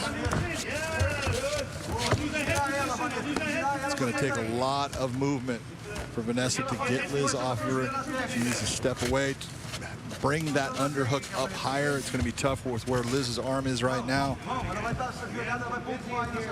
Carmouche 1-1 with UFC 125 champion Valentina Shevchenko, but now designs on the Bellator MMA title, and this is her second fight under the Bellator MMA banner as Porto putting her weight. And not only Porto is looking for a choke. I was going to say, she's looking to put her arms into that lock choke, but with where Liz is at, she can pick her legs up and bring her down. So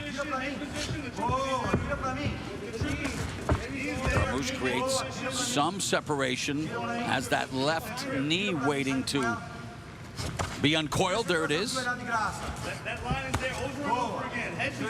Midway point of the round and the fight. And when you're looking at those, they're not real exciting, but those knees to the thighs, it's a Charlie horse. Yeah, you get introduced to the horse named Charlie, so as you just said. And it just makes your movement now, when you get free, now your movement is a little bit harder. Your legs are heavier. So all this adds up. This is actually good work by Liz Carmouche. A lot of little things happening here at close distance, John. Yeah, I admit it's not exciting work, but it is damaging, and it actually has an effect in the fight. So that's why fighters go towards it, to try to, now I'm going to break you down a little bit, then I'm going to try to attack you again. Under 2 minutes left in the second, and Porto finally creates separation. Carmouche from the southpaw stance. Porto coming forward, applying the jab, attacking the lead leg on the outside. Counter right by Carmouche. Right hand thrown by Porter, counter right by Carmouche. Body kick delivered by Girlzilla. That kick was checked by Carmouche.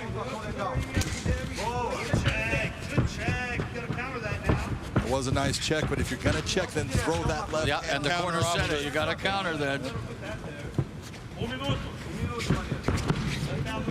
We have reached the final minute of the second round.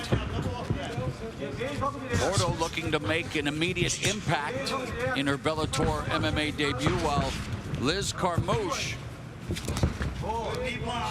wants to show the world that, yeah, she is still very viable as a title challenger, and it's been a remarkable career for Liz Carmouche, and the part of history that she represents in mixed martial arts in so many ways, John. Absolutely, and you talk about, you know, special people in mixed martial arts. She's such a good person. Yes. She's so fun to be around. She's got a great personality. Been calling her, well, called her first fight a decade ago with the Strikeforce, and we've seen her evolution, and here now, final 15 seconds of the second round, and Carmouche was moving forward, now moving laterally, and Porto on the hunt, but unable to make contact as we go to round 3.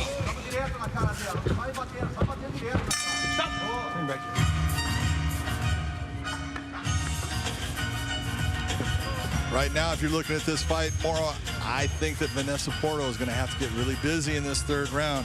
She just hasn't done enough na cara dela, mas the tenta rounds going desviar in her antes, favor. porque ela já pegou esse chute seu por dentro. Vamos chutar por fora e tenta aquele chute na cara. Só tem uma. Right, if you're going to throw one punch, then the calf kick, the low kicks are there. Vince, I'll finish up too.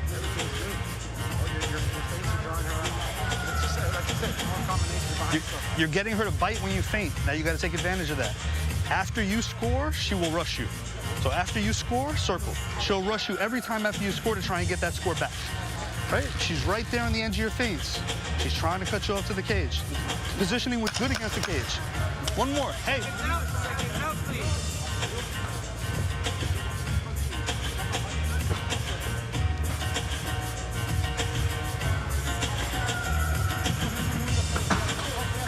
It would be a huge feather in the cap of Vanessa Porto to knock off the #2 ranked Liz Carmouche in her Bellator MMA debut.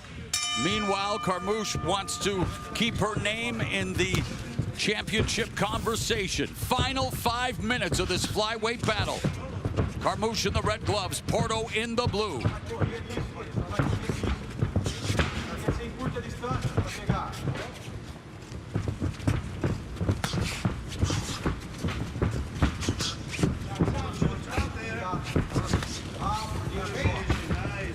Vanessa Porto really needs to figure out a way to close that distance. She's having a hard time with the range right now that Liz Carmouche is deploying with her footwork. She's got to figure out a way to cut it off and take a step in to land the shot. She's got to start throwing. She's got to do something in combination that's going to affect Liz Carmouche. What about Carmouche and her offensive strategy in these final 4 minutes? You know, really, you look and you go, it's, you know, not the most exciting as far as, you know, what she's doing, but she's just controlling the fight from the outside, and she's landing, you know, little tiny shots here and there. That was a nice kick to the body by Porto. That's what Porto needs to do. She needs to close that distance and put the pressure on Liz. If this fight is fought at range, we've already seen Liz Carmouche is the one that's going to be leading the dance.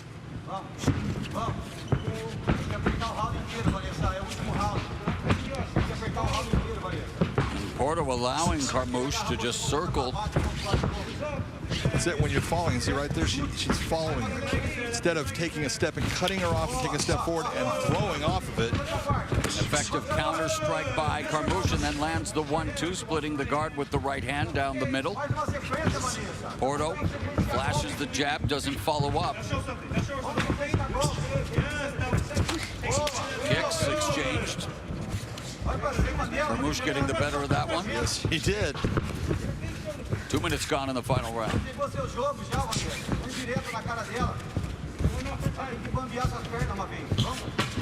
I'm just not seeing that sense of urgency on Vanessa Porto that I want to see. She's got to feel, when you're in that position, even if you say, I don't know if we won that round, well, then just assume you lost it. And you got to get going. You got to do something to change the aspect of the way this fight is being fought. Nice job. Yeah, Carmouche drops down and looks for the takedown. That was a trip by the cage, but it actually worked out. It was a fortuitous trip. Very quick.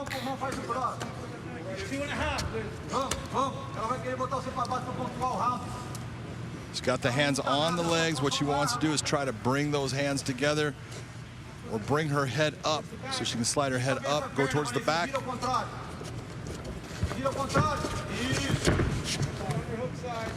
Final 2 minutes. Switch to a single leg of this fight. Try to bring her out from the cage. Pull that leg out, swing her down. Carmouche with dogged determination trying to secure the takedown. And Liz, final minute, 45 seconds of the fight. Liz did try to swing her out, and Porto's just strong enough and good enough to understand that position and defend against it.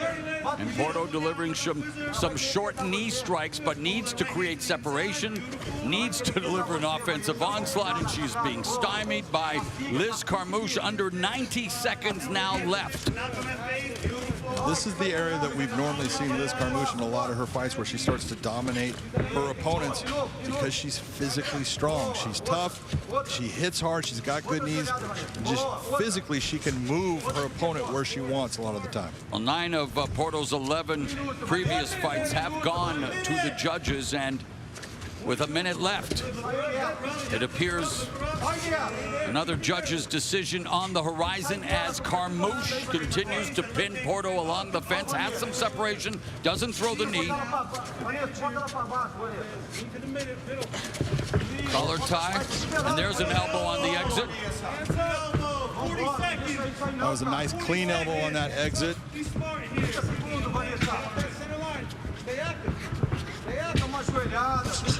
We are down to the final 30 seconds as Liz Carmouche and Vanessa Porto. That was a nice kick. Going at it here in the flyweight division, and now Carmouche beginning to put it together as Porto seeks a final minute takedown that was blocked by Carmouche. We are down to the final 10 seconds. And this matchup between the #2 ranked flyweight Liz Carmouche and Bellator newcomer Vanessa Porto goes to the judges.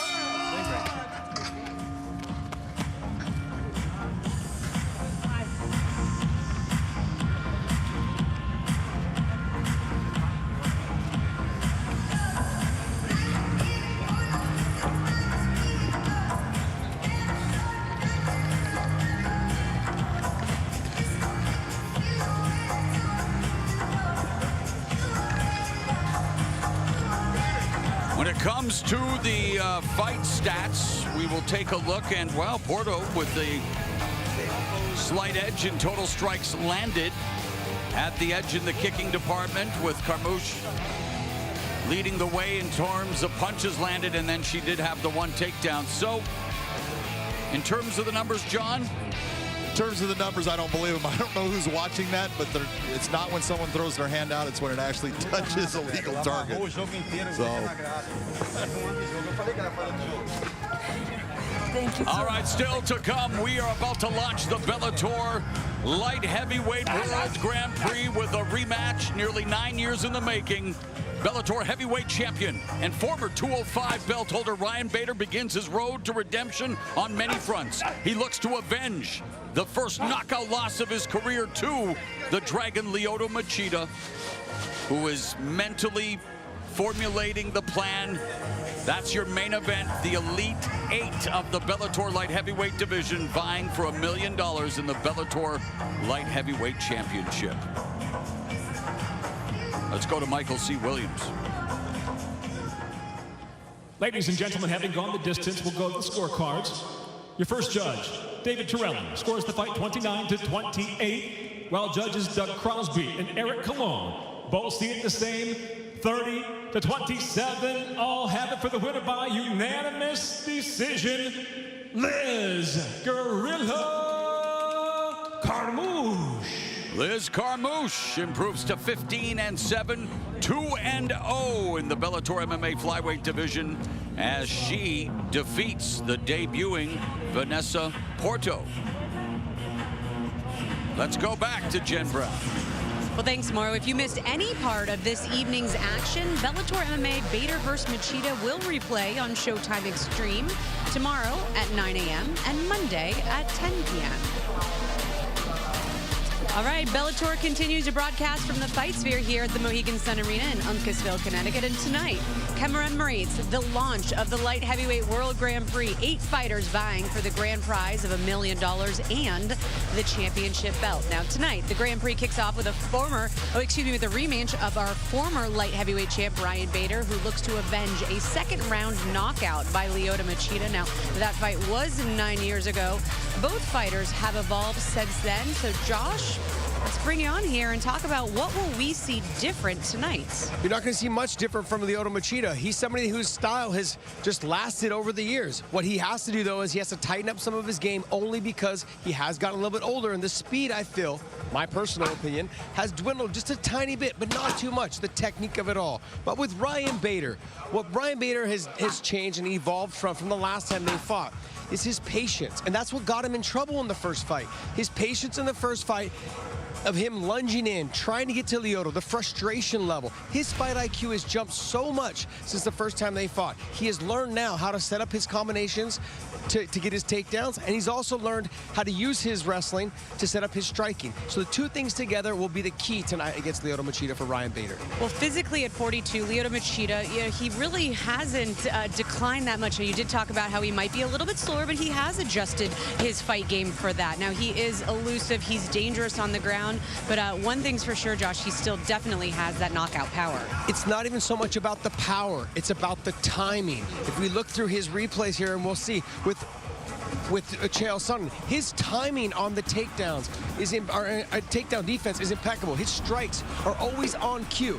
When people rush in, like Ryan Bader did against him 9 years ago, his timing on the counter right hand, his timing against Chael Sonnen on the 2 flying knees that landed that eventually ended the fight. His timing is impeccable. Those little tiny details that I mentioned earlier where he just needs to clean it up a tiny bit, and he talked about it himself this week. If he does that, he may have another successful night against Ryan Bader. All right, well, we look forward to that. Both fighters will need to stay patient, but sometimes that is easier said than done. All right, the time has come for our main event, and for Ryan Darth Vader and Lyoto the Dragon Machida, it has been a long time coming.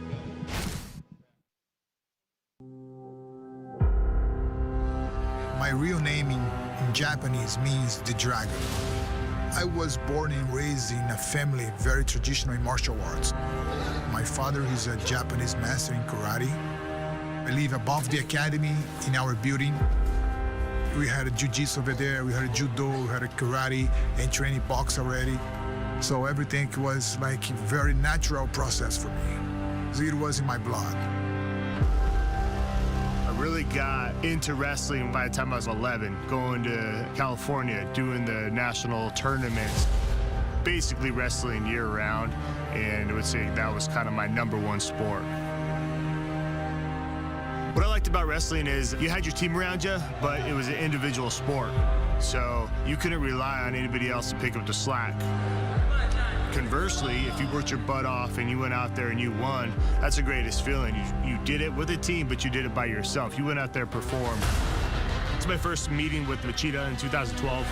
I was a relatively young fighter then, new to the sport, I was a wrestler. But when I tell you I had no idea what I was doing on my feet, I had no idea. And I'm going in there with one of the better strikers that was in the mixed martial arts at the time. I only think about my next fight. I only think about Ryan Bader. That's in my mind like 100%. I'm excited about going in there and showing everybody how much I've grown since 2012 to 2021. In lightning quick fashion, Mamma Mia! I think my best technique, it isn't a physical technique, but it's unpredictability. Nice! I'm a wrestler, but at the same time, I have heavy hands. When you think I'm going to go in there and wrestle you, I'm knocking you out. And when I'm coming in and you're watching out for those heavy punches, I'm taking you down. To be honest, I don't think anybody can make me feel afraid because the only opponent that I have is myself. Every time when I go training, when I go to the fight, I have to fight with myself first. That's the worst opponent that I have to face day by day. That's why my mind is 100% focused on myself. Oh! Son, it goes down courtesy of Machida! This tournament, A-grade fighters, champions, former champions, it's veterans of the sport. It's full of some of the greats in MMA. I like the way that Bellator put this tournament. You have to follow the brackets and like if you lose, you're out of the competition. I want to go out, put Machida away, and put the whole tournament on notice. This is my fight. This is not my family fight. This is not my corner fight. This is my fight. This is my time. I get to go through a whole tournament of killers to earn that light heavyweight belt back.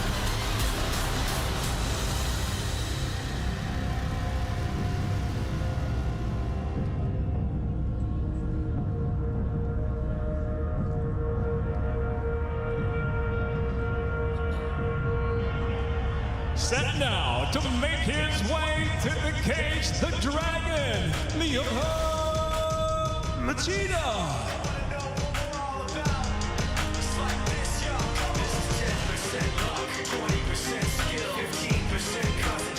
Lyoto the Dragon Machida, now living in Florida, where he spent this camp training with his brother Chinzo. And Mano Santano also works with Bellator MMA's Pitbull brothers for this camp. Machida's training partners included UFC vet Kluber Teixeira, kickboxing champion Alex Pereira, and yet at the beginning and the end of the day, he is a karateka, one of the most creative counter-strikers in the sport's history. Lyoto Machida, in the midst of a two-fight losing streak, but he's been facing the best of the best at Bellator, jumping up and down in weight, losing via split decision to Gegard Mousasi at middleweight, Phil Davis at light heavyweight. Of course, tonight it's all about the light heavyweight Grand Prix. It may be all about the Dragon's last stand, John. Oh, I love that, Mauro, because I actually look at Lyoto. He's as close to Bruce Lee as you will find in MMA. And his keys to victory in this fight, Mike, is make him pay with combinations. Don't try to hit singles. You got to hit him with multiples. That's what's going to hurt him. Low and high kicks are both good, but stay away from the mid-range that he can catch and take you down with, unless it's a linear one towards the solar plex. Yeah, the former UFC light heavyweight champ coming off those back-to-back split decision losses on the heels of a 4-fight winning streak. And when we asked about the first meeting with Ryan Bader, he said that was then, that's in my rear view. That's a lifetime ago in terms of fighting. I'm focused on the here and now. That's exactly what he needs to do.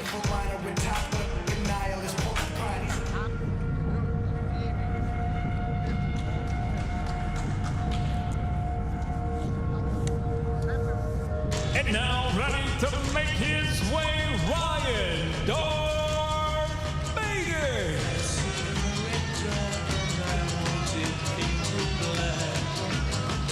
Darth Vader, got to make that Star Wars reference from The Last Jedi, John. Yoda said it best, the greatest teacher failure is. And Vader learning a valuable lesson in his last fight, losing the light heavyweight strap to Vadim Nemkov, who is also, of course, in the tournament. But Vader is looking at this rematch as the perfect opportunity to see how far his MMA game has come along.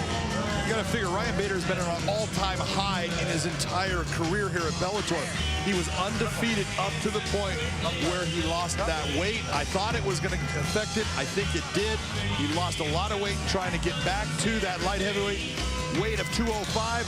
We'll see tonight if he's done it the right way. His keys to victory is patience while standing. Do not overextend.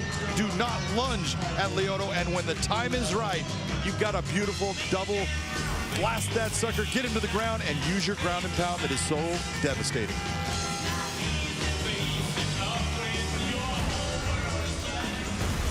Mauro, for our main event, the tail of the tape, look at the records here. 27-6 for Ryan Bader, 26-10 for Lyoto Machida. They have both been champions, and this is the first fight in the light heavyweight World Grand Prix. And with the official introductions, here is Michael C. Williams.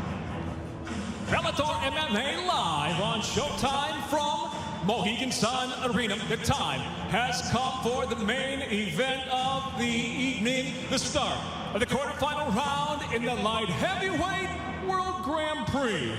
Sanctioned by Mohegan Tribe Department of Athletic Regulation, Chairman James Gessner, President of Sports and Entertainment Tom Cantone, and supervising at Cage Side, Director Mike Mazzulli. And now, Their rematch is set for 5 5-minute rounds as we introduce first the blue corner. At 6'1", weighing in 204.6 pounds, the former light heavyweight world champion enters with 26 professional victories, 10 defeats, fighting out of Machida, California by way of Belém do Pará, Brazil, presenting Lyoto, the Dragon Machida. And across the cage is adversary, fighting out of the red corner at 6'2", weighing in 205 pounds even. Bellator's reigning heavyweight world champion and former light heavyweight titleist tonight brings 27 professional victories, 6 losses. Fighting out of Gilbert, Arizona, introducing Ryan Darth Bader. In charge of the action, your referee Dan Murgliata. All right, gentlemen in the center. All right, guys, been through the rules of the locker room. Want you to obey my commands at all time. Want you to protect yourselves at all time. If you want to touch gloves, do it now. Good luck to both of you. Referee is Dan Murgliata. We are set for a possible 5 rounds to kick off the Bellator MMA Light Heavyweight World Grand Prix. Ryan Bader, still the Bellator heavyweight champion. Lyoto Machida's been at the top of the summit at light heavyweight in the past. The bell and round 1. Bader with the red tape around his gloves. Machida with the blue tape, and there's some new gloves they're sporting in this fight, John. World Light Heavyweight Grand Prix has got white gloves through all the competitions. A little bit different. It's all going to be a blur, so that's all we see.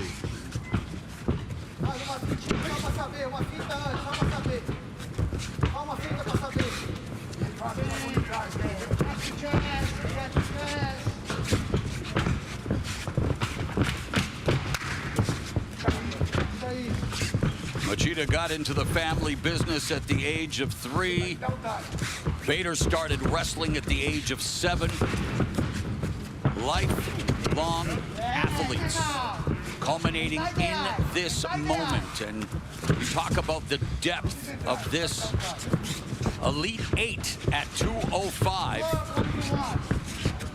And what it means for Ryan Bader. Again, John, you mentioned it. Still the heavyweight champion. Thought that he was going up to heavyweight after losing the light heavyweight strap to Vadim Nemkov. Given the opportunity, as you mentioned, not only to avenge this loss to Machida, but get that title back in the tournament. Yeah, and it's so important when you're taking a look at what Ryan Bader's accomplished in this, and then to have the setback that he had, it alters your confidence, and confidence is everything as a fighter. And so he needs to get that confidence back. He needs to come out here, get himself set, start to do things that they plan to do. And body kick by Machida. Left body kick to the liver by the Corona Cup.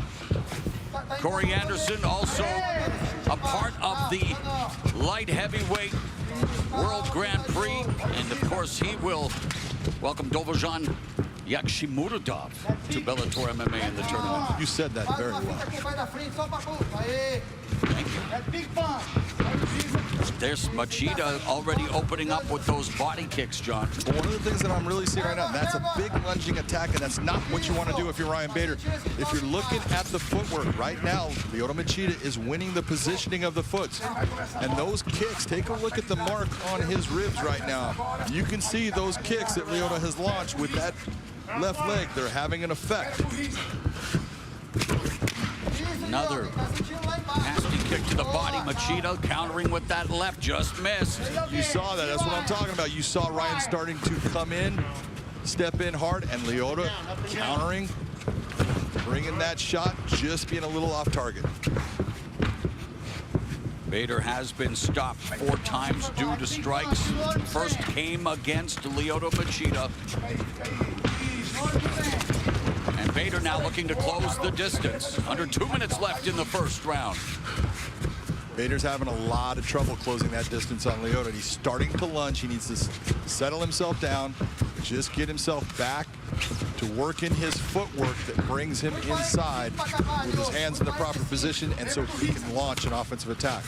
Take a look at that rib area there, Morrow.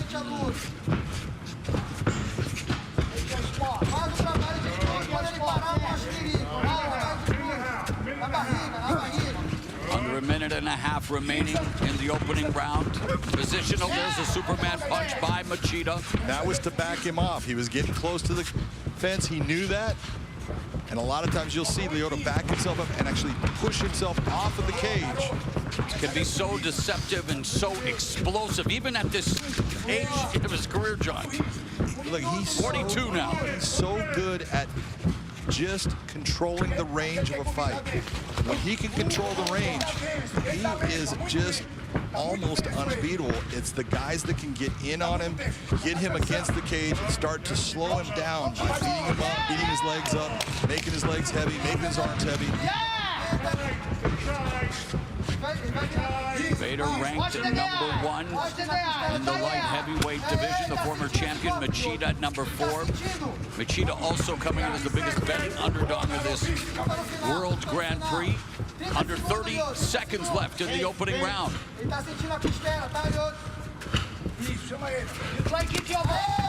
High kick by Machida. There's that front kick and a jumping knee that lands for the Dragon, and Bader trying to bring this fight to the ground, and Bader now looking for that guillotine. He's got good position here, starting to knee the head. That was smart of Ryan Bader. You see Lyoto putting his hand down to make it so he cannot do it.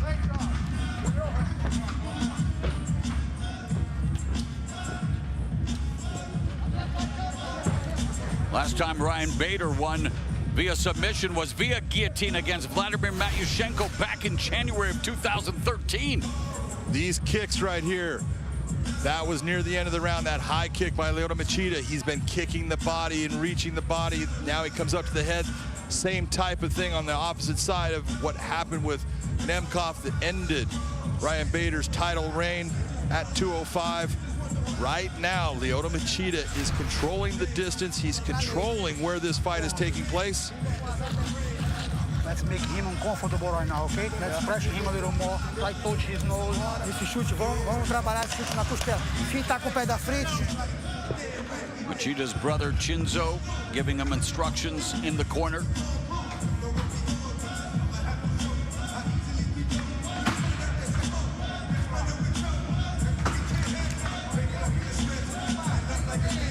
All right, second round. You ready? You ready? Let's go, gentlemen. Fight. Bell rounded #2 of our possible 5-round main event, the first quarterfinal matchup in the $1 million light heavyweight World Grand Prix. Big John McCarthy, unofficial scorecard. He gave it to Machida. Why? Oh, no doubt. Better strikes. Think of the kicks to the body, kicks to the head. He landed the cleaner strikes by far. Looking for the left head kick. Machida, the only fighter in UFC history to earn 2 knockout victories stemming from a front kick to the head against Vitor Belfort and Randy Couture. So he is capable of creating a highlight in an instant.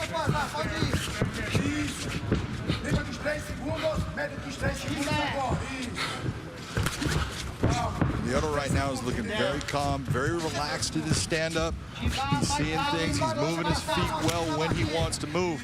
And again, it's that position. Look at him. That lead leg of his is the outside of Ryan Bader's leg. Look at the lead leg on Bader. And every time he steps outside, he's winning that foot positioning. Machida made that early investment to the body with those liver kicks in the opening round, and that should pay dividends the longer this scheduled 5-round fight goes. You are so right, Moro. Those things in the end start to pay huge dividends when you get into those championship rounds. 90 seconds gone in the second. Another whipping body kick by Machida. Even the ones that Ryan Bader is blocking with his arm, it has an effect. It's not like, oh, that doesn't hurt.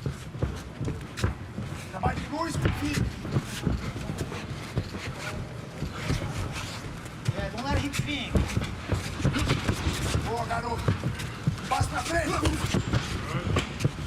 Nice attempt by Ryan to go to the body, switch it up.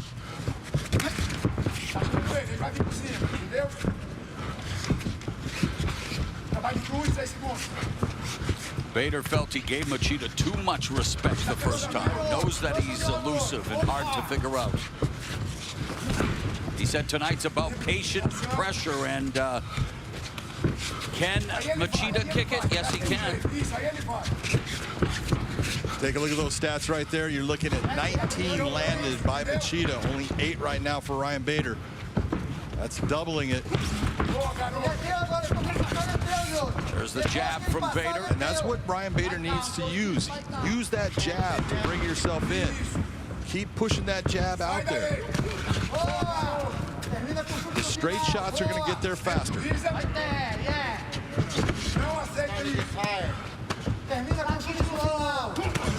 Bader leads with the right, misses. Machida again, whips that kick. Superman punch lands for Lyoto the Dragon Machida. Under 2 minutes remaining here in the second round. Bader now with that double. Explodes into the takedown just like Big John McCarthy's key to victory. That's that blast double, and this is where Bader can do a lot of damage. This is a bad place right now for Lyoto. He needs to work himself back to his feet. He cannot be underneath Ryan Bader for long. Bader bagging the important takedown here in the second round and now has 90 seconds left. Ryan is very good at lacing a leg. That's what he's trying to do here. He's trying to control. Look at he's pinching down on that left leg of Machida to keep him from being able to stand. Bader, a two-time NCAA Division I All-American at Arizona State University. His teammates included the likes of Cain Velasquez and C.B. Dalloway, who was with him here at the Mohegan Sun Arena. Coming up on the final minute of the second round, Bader controlling Machida on the ground. Machida trying to get back to his feet. He lost the leg now. Machida at least has the ability to get himself back to his feet. He's on his knee. Nice job by Ryan to drive him forward, get him back onto the ground. And Bader delivering a couple of left hands, partially blocked by Machida. Another left hand lands for Bader, trying to distract Machida, trying to improve his position. He's just trying to make Machida have to deal with something so he can try to get that leg. He wants to lace that leg. He's big on bringing one of his opponent's legs up off of the ground and then starting to rattle him with that left hand. You got to figure all this time you've had zero offense from Lyoto Machida and a lot of offense from Ryan Bader.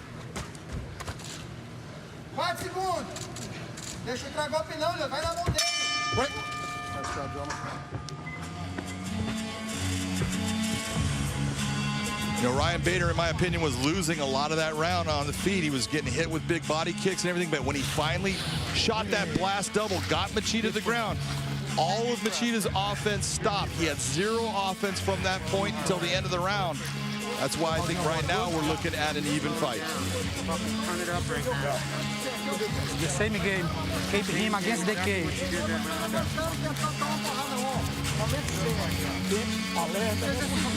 We're in the midst of the beginning of the Bellator Light Heavyweight World Grand Prix. Join us tomorrow night as Jaron Boots Ennis, undefeated knockout artist at 26-0 with 24 KOs, faces his toughest test in former 140-pound champion Sergey Lipinets, ranked number 10 at welterweight. It's Jaron Boots Ennis' first main event on Showtime Championship Boxing tomorrow night at 9/6 Eastern, as our combat sports weekend is underway here on Showtime. Oh, back up, back up. Ready? Let's go fight, John. And it is once again go time for Ryan Bader and Lyoto Machida. This is round number 3.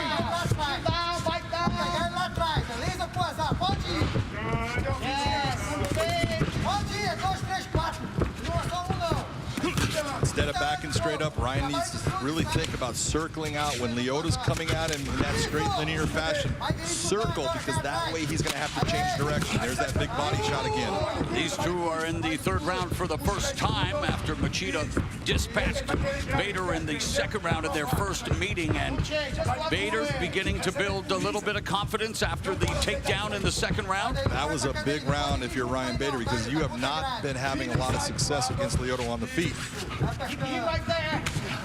And that body kick continues to find its mark. Machida attacking the liver.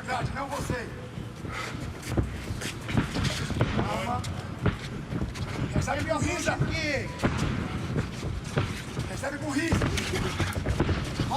can see how sweaty both fighters are now. That's going to make it a little more difficult for Ryan Bader. Getting Lyoto to the ground at times. It's going to be a little slippery.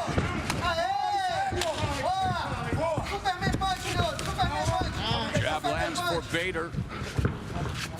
Trying to close the gap and starting to see a little, started bruising on the face of Machida. A little bit of difference in his steps too. Take a look at his legs; they're getting a little heavier. He doesn't have the same movement.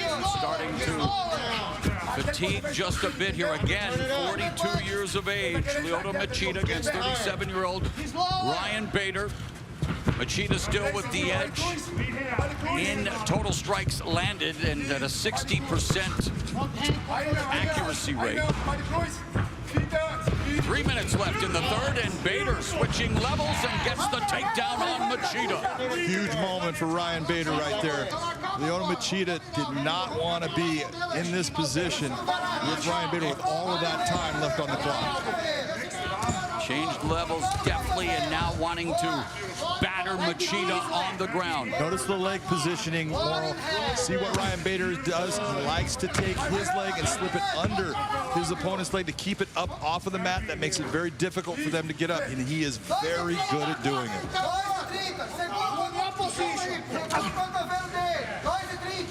Halfway. Beautiful, Ryan. Stay heavy on his chest. Stay heavy on his chest. Machida trying to control Bader's wrist, about to give up his back to Darth Bader. Bader lacing that arm. You see he's got Machida's left arm. Take a look at the left arm on the left arm. Now he can open up with his right arm. And he tried to deliver a right hand, trying to secure Machida's left arm, keeping Machida planted on the canvas. And the tide has definitely turned since that takedown in the second round, and Bader dropping the hammer on Machida. That was more than a hammer. Sledgehammer? That's the sledgehammer. Nice one. Again, look at Ryan going back to lacing that arm. He loves to take control of that wrist, pull that arm back, and then open up with his free hand. Lyoto doing a good job of trying to defend against it. 115.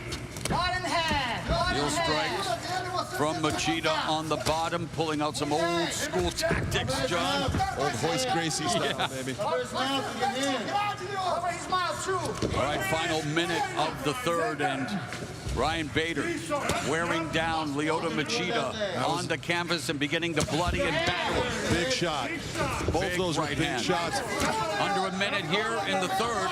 And oh, wow, Lyoto Machida's wearing it, John. Yes, he is. And it's not only the shots that he's taken.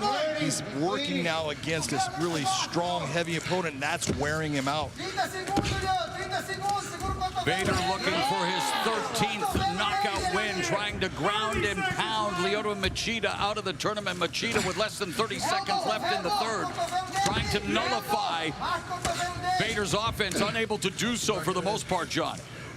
Yeah, he's taking some big shots. That was one that hit the canvas there, but Ryan Bader has put a lot of damage on Lyoto, and it's just all that damage, and now Lyoto having to carry the weight, have to push against a strong guy. He's really having to step on the gas, and that gas, there's only so much of it in the tank.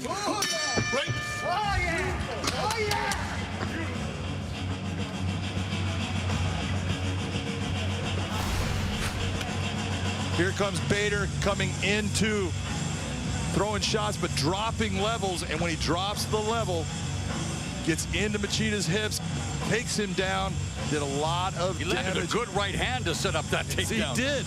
Look at the elbow here. Boom, that forearm hits. That was a heavy shot. He did a lot of lacing of the arm and a lot of just jackhammering with that right hand. I think you spell elbow there H-E-L-L, John, with an elbow like that. That is exactly what it is. Nice clean shot. This is that elbow real speed. Look at how hard that hits, Morrow. Wow. I don't care who you are. No one wants that landing in the middle of their face. Vamos terminar o Lenzo com azar.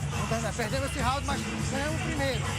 You see Machida wearing a lot of that damage now. It's a big mouse under the left eye. Machida started the fight well in round one, but again, the turning point, the takedown in round two by Bader, and it's been all Ryan Bader since. Well, and that's the reason that Scott Coker put this into 5 rounds, because there's these fights where you're going to have to get into those championship rounds. You got to drag your opponent into deep waters, and that's what Ryan Bader is trying to do. Yep, here we are in round number 4. The first of our quarterfinal bouts in the $1 million light heavyweight world Grand Prix. Bader looking to walk away from the tournament as a 2-time light heavyweight champion. Just look at the difference in the footwork now. And Bader beginning to feed Machida some heavy leather with that right hand. Machida trying to keep Bader at bay, unable to do so. He doesn't have the energy or strength to stop Ryan Bader at this point. Ryan didn't even have to get his hands together on that. Again, look at the time now. 4 minutes left in this round with Ryan Bader on top.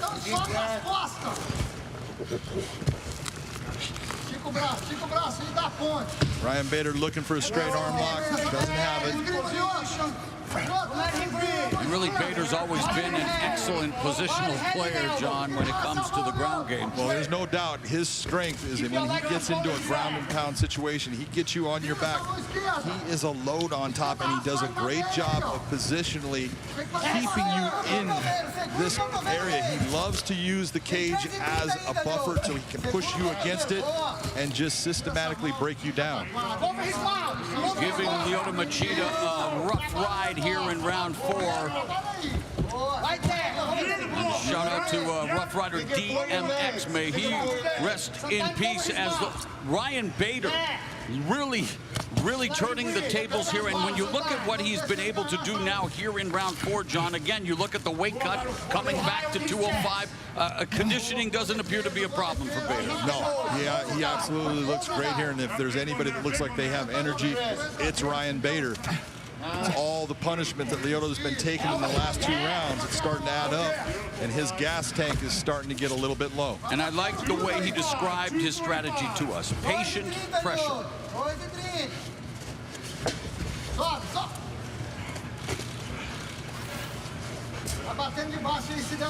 Take a look at the total punch. It has swinged over to Bader. 35 shots, 10 for Machida now. Ryan Bader has really taken control of this fight. Looking for the hammer fist, going back.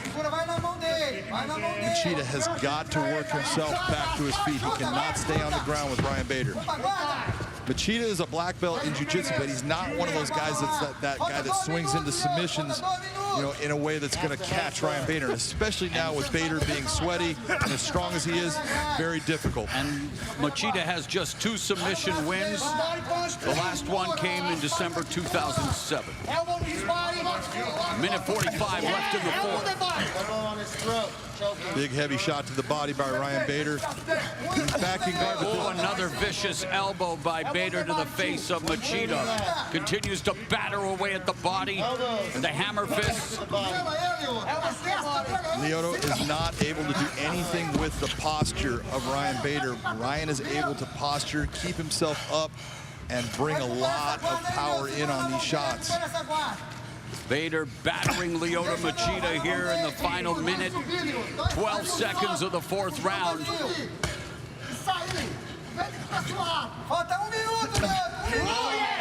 Man, those are nasty elbow strikes, and you have to wonder how many more Lyoto Machida will be able to absorb.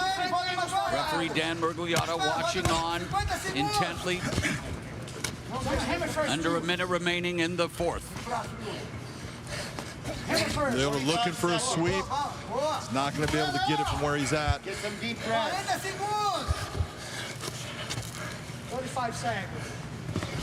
Bader momentarily controlling the right wrist of Machida. 30 seconds left in the 4th round. It's all Ryan Darth Bader.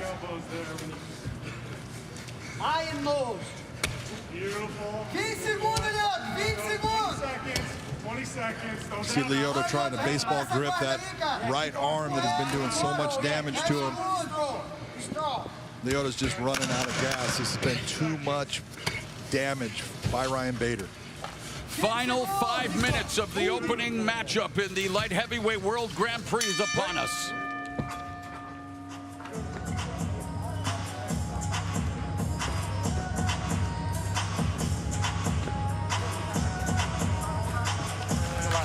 Yeah. Let's finish him that round, okay? Let's finish him right now, okay? Be smart, no rush, but finish on the ground. Everything you have right now. Vai ganhar esse cara no lenço quadrado. Vai ganhar esse cara no lenço quadrado. Sei. Calma. O Tony tem que chutar embaixo. Manter Maigueirinho embaixo. É Maigueirinho embaixo. Sometimes cover his mouth. Put your arm on his throat. Fica movimentando, entendeu? Pá, pá, pá. Tá cansado também. Esse é o último round. Dá tudo. Dá tudo. É laser ou quadrado.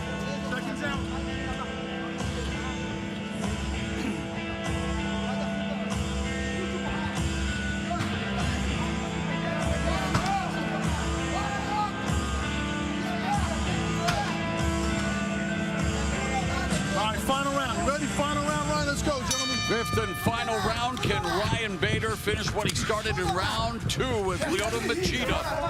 Tries desperately to get back into this fight, immediately going to the lead leg inside with the kicks, our unofficial scorecard. Big John, you have it in favor of Bader. I definitely have it where Lyoto Machida needs to stop Ryan Bader to win this fight.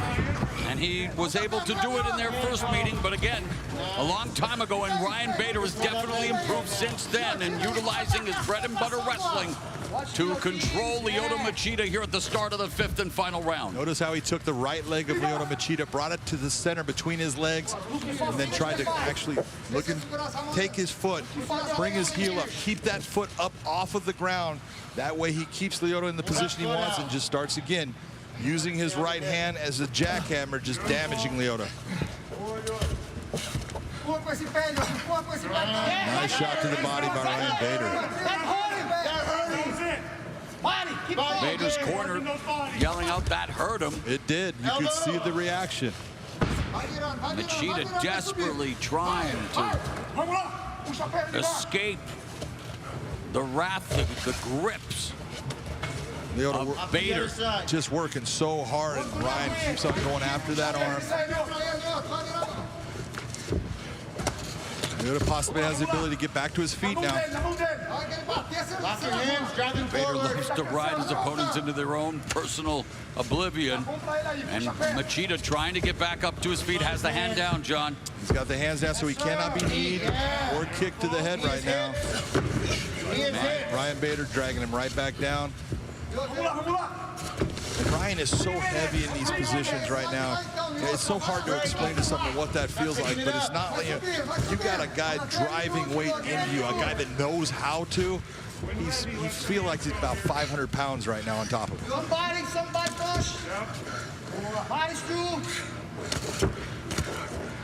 Right hands being delivered by Ryan Bader. 2:45 left in the fight. Nasty right. Big heavy shot by Bader. They're right here in front of us right now, and you can hear the shots. Bader again searching for that, trying to bring that left arm of Machida behind him so he can open up. Machida needs another right hand.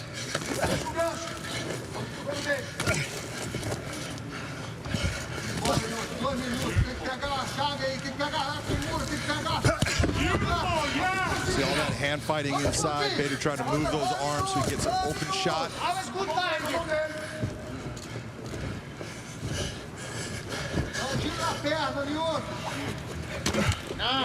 Another right hand lands. Bader goes to the body that time. Machida tries a back elbow.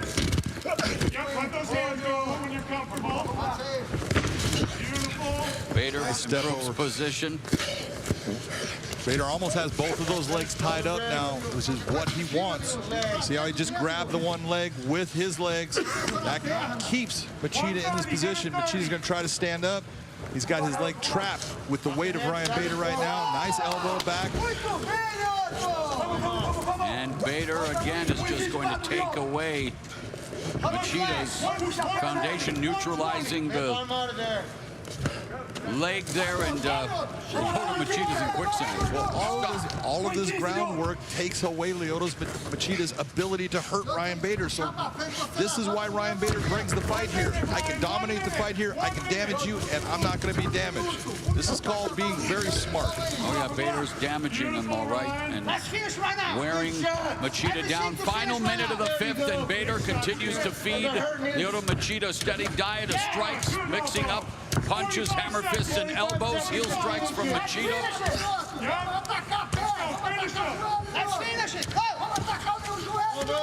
Bader searching for the finish.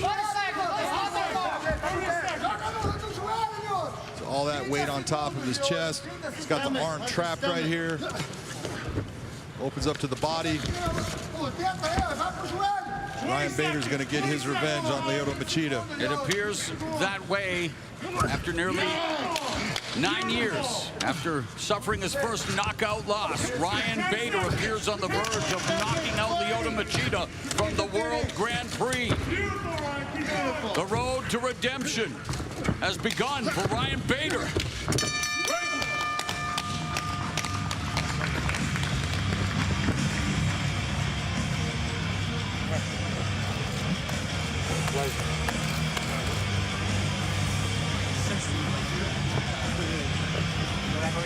Great fight. Incredible effort by Ryan Bader. After the opening 5 minutes where we saw what made Lyoto Machida after that takedown in round 2. I mean, Ryan Bader went on the offensive, and that the conditioning. I can't get over the shape this guy's in, going heavyweight back down to 205. And think about the body shots that he took early in this fight. Oh yeah, remember the color, the rib cage. Exactly. It's incredible. Take a look at what, in the end, he started doing to Lyoto Machida in the later rounds. Big shots that he was landing on Lyoto. Lyoto had no ability to stop this. Here's that back elbow by Lyoto. That actually kind of put a little cut on the forehead of Ryan Bader. But again, that's not going to stop Ryan. At least he's trying to do something offensive. He had more offense in the 5th round than he did in the other rounds when he was taken down. But he was just dominated on the ground by Ryan Bader. And while we await the official scores, Ryan Bader and Lyoto Machida, they are showing the vestiges of this 5-round battle as we look at the final fight stats, John. And wow, double strikes landed, 2-1 for Ryan Bader, and that ground control. I mean, it's a whitewash. It's a whitewash. You look at that, that's why the judges are going to end up easily giving this to Ryan Bader, unanimous decision. Famous last words, my friend. As we do await the 3 judges at cage side, their official verdict. One wonders, depending on the outcome of this fight, what it means for the illustrious career of Lyoto Machida. Let's make it official. Here is Michael C. Williams. Ladies and gentlemen, having gone 5 full rounds, we'll go now to your judges at cage side. Your first judge, Eric Colon, scores the fight 49-46, while judges Brian Miner and David Peabody both see it the same, 49-45.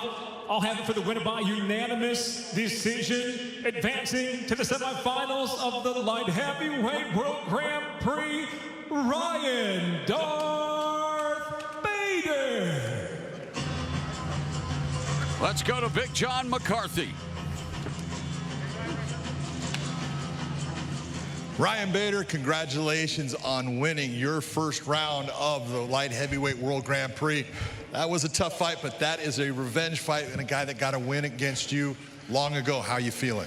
Good. First off, I want to dedicate this fight to my coach, Jair, over here. His mother passed away during this training camp. I told him, go back to Brazil, take care of your business. But he didn't miss a training session. He was there the whole time.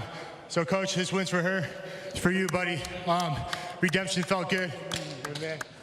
Redemption felt good. I knew I just had to be tough out here. First couple rounds was tricky with Machida. I knew I'd throw heavy, back him on the fence, and finally get that takedown.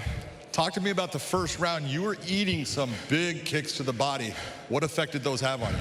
Yeah, they didn't hurt much. They just hit my elbow. One got through, but I can take it. I was just kind of waiting for him to go upstairs. He did once, but a little question mark kick. But first round, I just knew I had to turn it up in the second, third, fourth, fifth. When you went back after the first round, I heard your coaches talking about you need to settle down. You need to don't go so fast forward.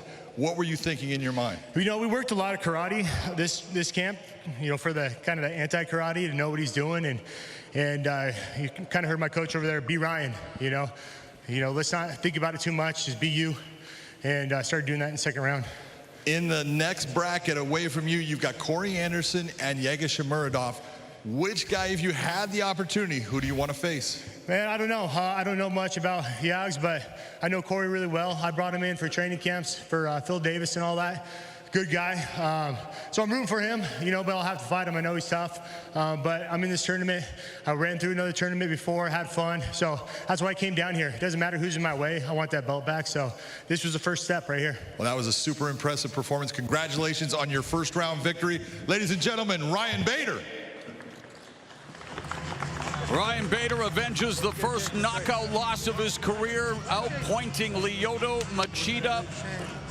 Dominant performance here to kick off the light heavyweight world Grand Prix, as Bader has called this the road to redemption. Going into this fight and dropped the light heavyweight title to Vadim Nemkov as we update the bracket. So Bader advances to the Final Four, and he awaits the victor of the matchup between Corey Anderson and Doblejan Yagshimuradov. Let's go back to Jen Brown. Well, thanks, Moret. Hey, a big congratulations there to Ryan Bader getting it done. Josh, with the exception of the first round, I have to say, Ryan Bader was fantastic at imposing his will tonight. I thought in the first round he was falling right back into the trap that he'd left off with 9 years ago. But then he came out in the second round, like his corner told him to settle down. And once he settled down and started setting up his punches to go into that takedown, and the rest was easy for him after that. After you get one takedown, it leads into two, and then three, and then it's so on. It just got easier and easier for him as the fight went on, and great performance by him. Glad he finally figured out the riddle to Lyoto Machida. You could see that confidence building as each round went on. All right, that was a great job. He will have all eyes on next Friday because the World Grand Prix continues with not one, but two quarterfinals. Now first, not only is the $1 million on the line, but Bellator Gold is up for grabs when world champion Vadim Nemkov defends the strap against Phil Mr. Wonderful Davis in a highly anticipated rematch. Plus, Corey Overtime Anderson welcomes two-time international champ Doblejan Yagshimuradov to the Bellator MMA cage. That is next Friday, 9 Eastern, 6 Pacific, only on Showtime. Now, tomorrow night, Showtime Championship Boxing hosts a 3-fight main card headlined by rising star and knockout artist Jaron Boots Ennis versus a former world champion Sergey Lipinets. That is tomorrow at 9 Eastern, 6 Pacific, only on Showtime, where warriors rule. Now, coming up next, an encore episode of Jesus and Muro, Showtime's late-night comedy interview show featuring Jesus and Nice and the Kid. Muro. Watch the new episode Sunday, Thursday at 11 p.m. All right, that does it for us up here at the Fight Desk. Muro, what a great night, huh? Back over to you. All right, Jen, thank you very much. Well, in his Bellator MMA debut, Dan Moret scored a controversial split decision win over the number 3 ranked lightweight Goichi Yamauchi to begin Bellator 256. Alpha Cat Zingano improved to 2-0 in the Bellator women's featherweight division, submitting Olivia Parker via first round belly down armbar. In a meeting of top 10 ranked featherweights, number 3 ranked Adam Borics used a stiff jab to outpoint number 8 ranked Jeremy Kennedy.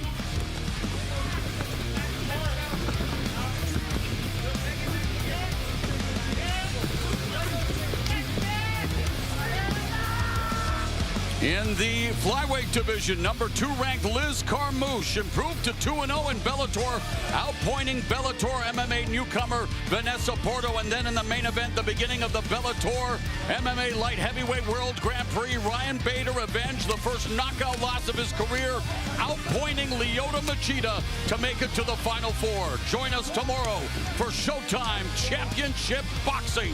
Good night from the Mohegan Sun Arena.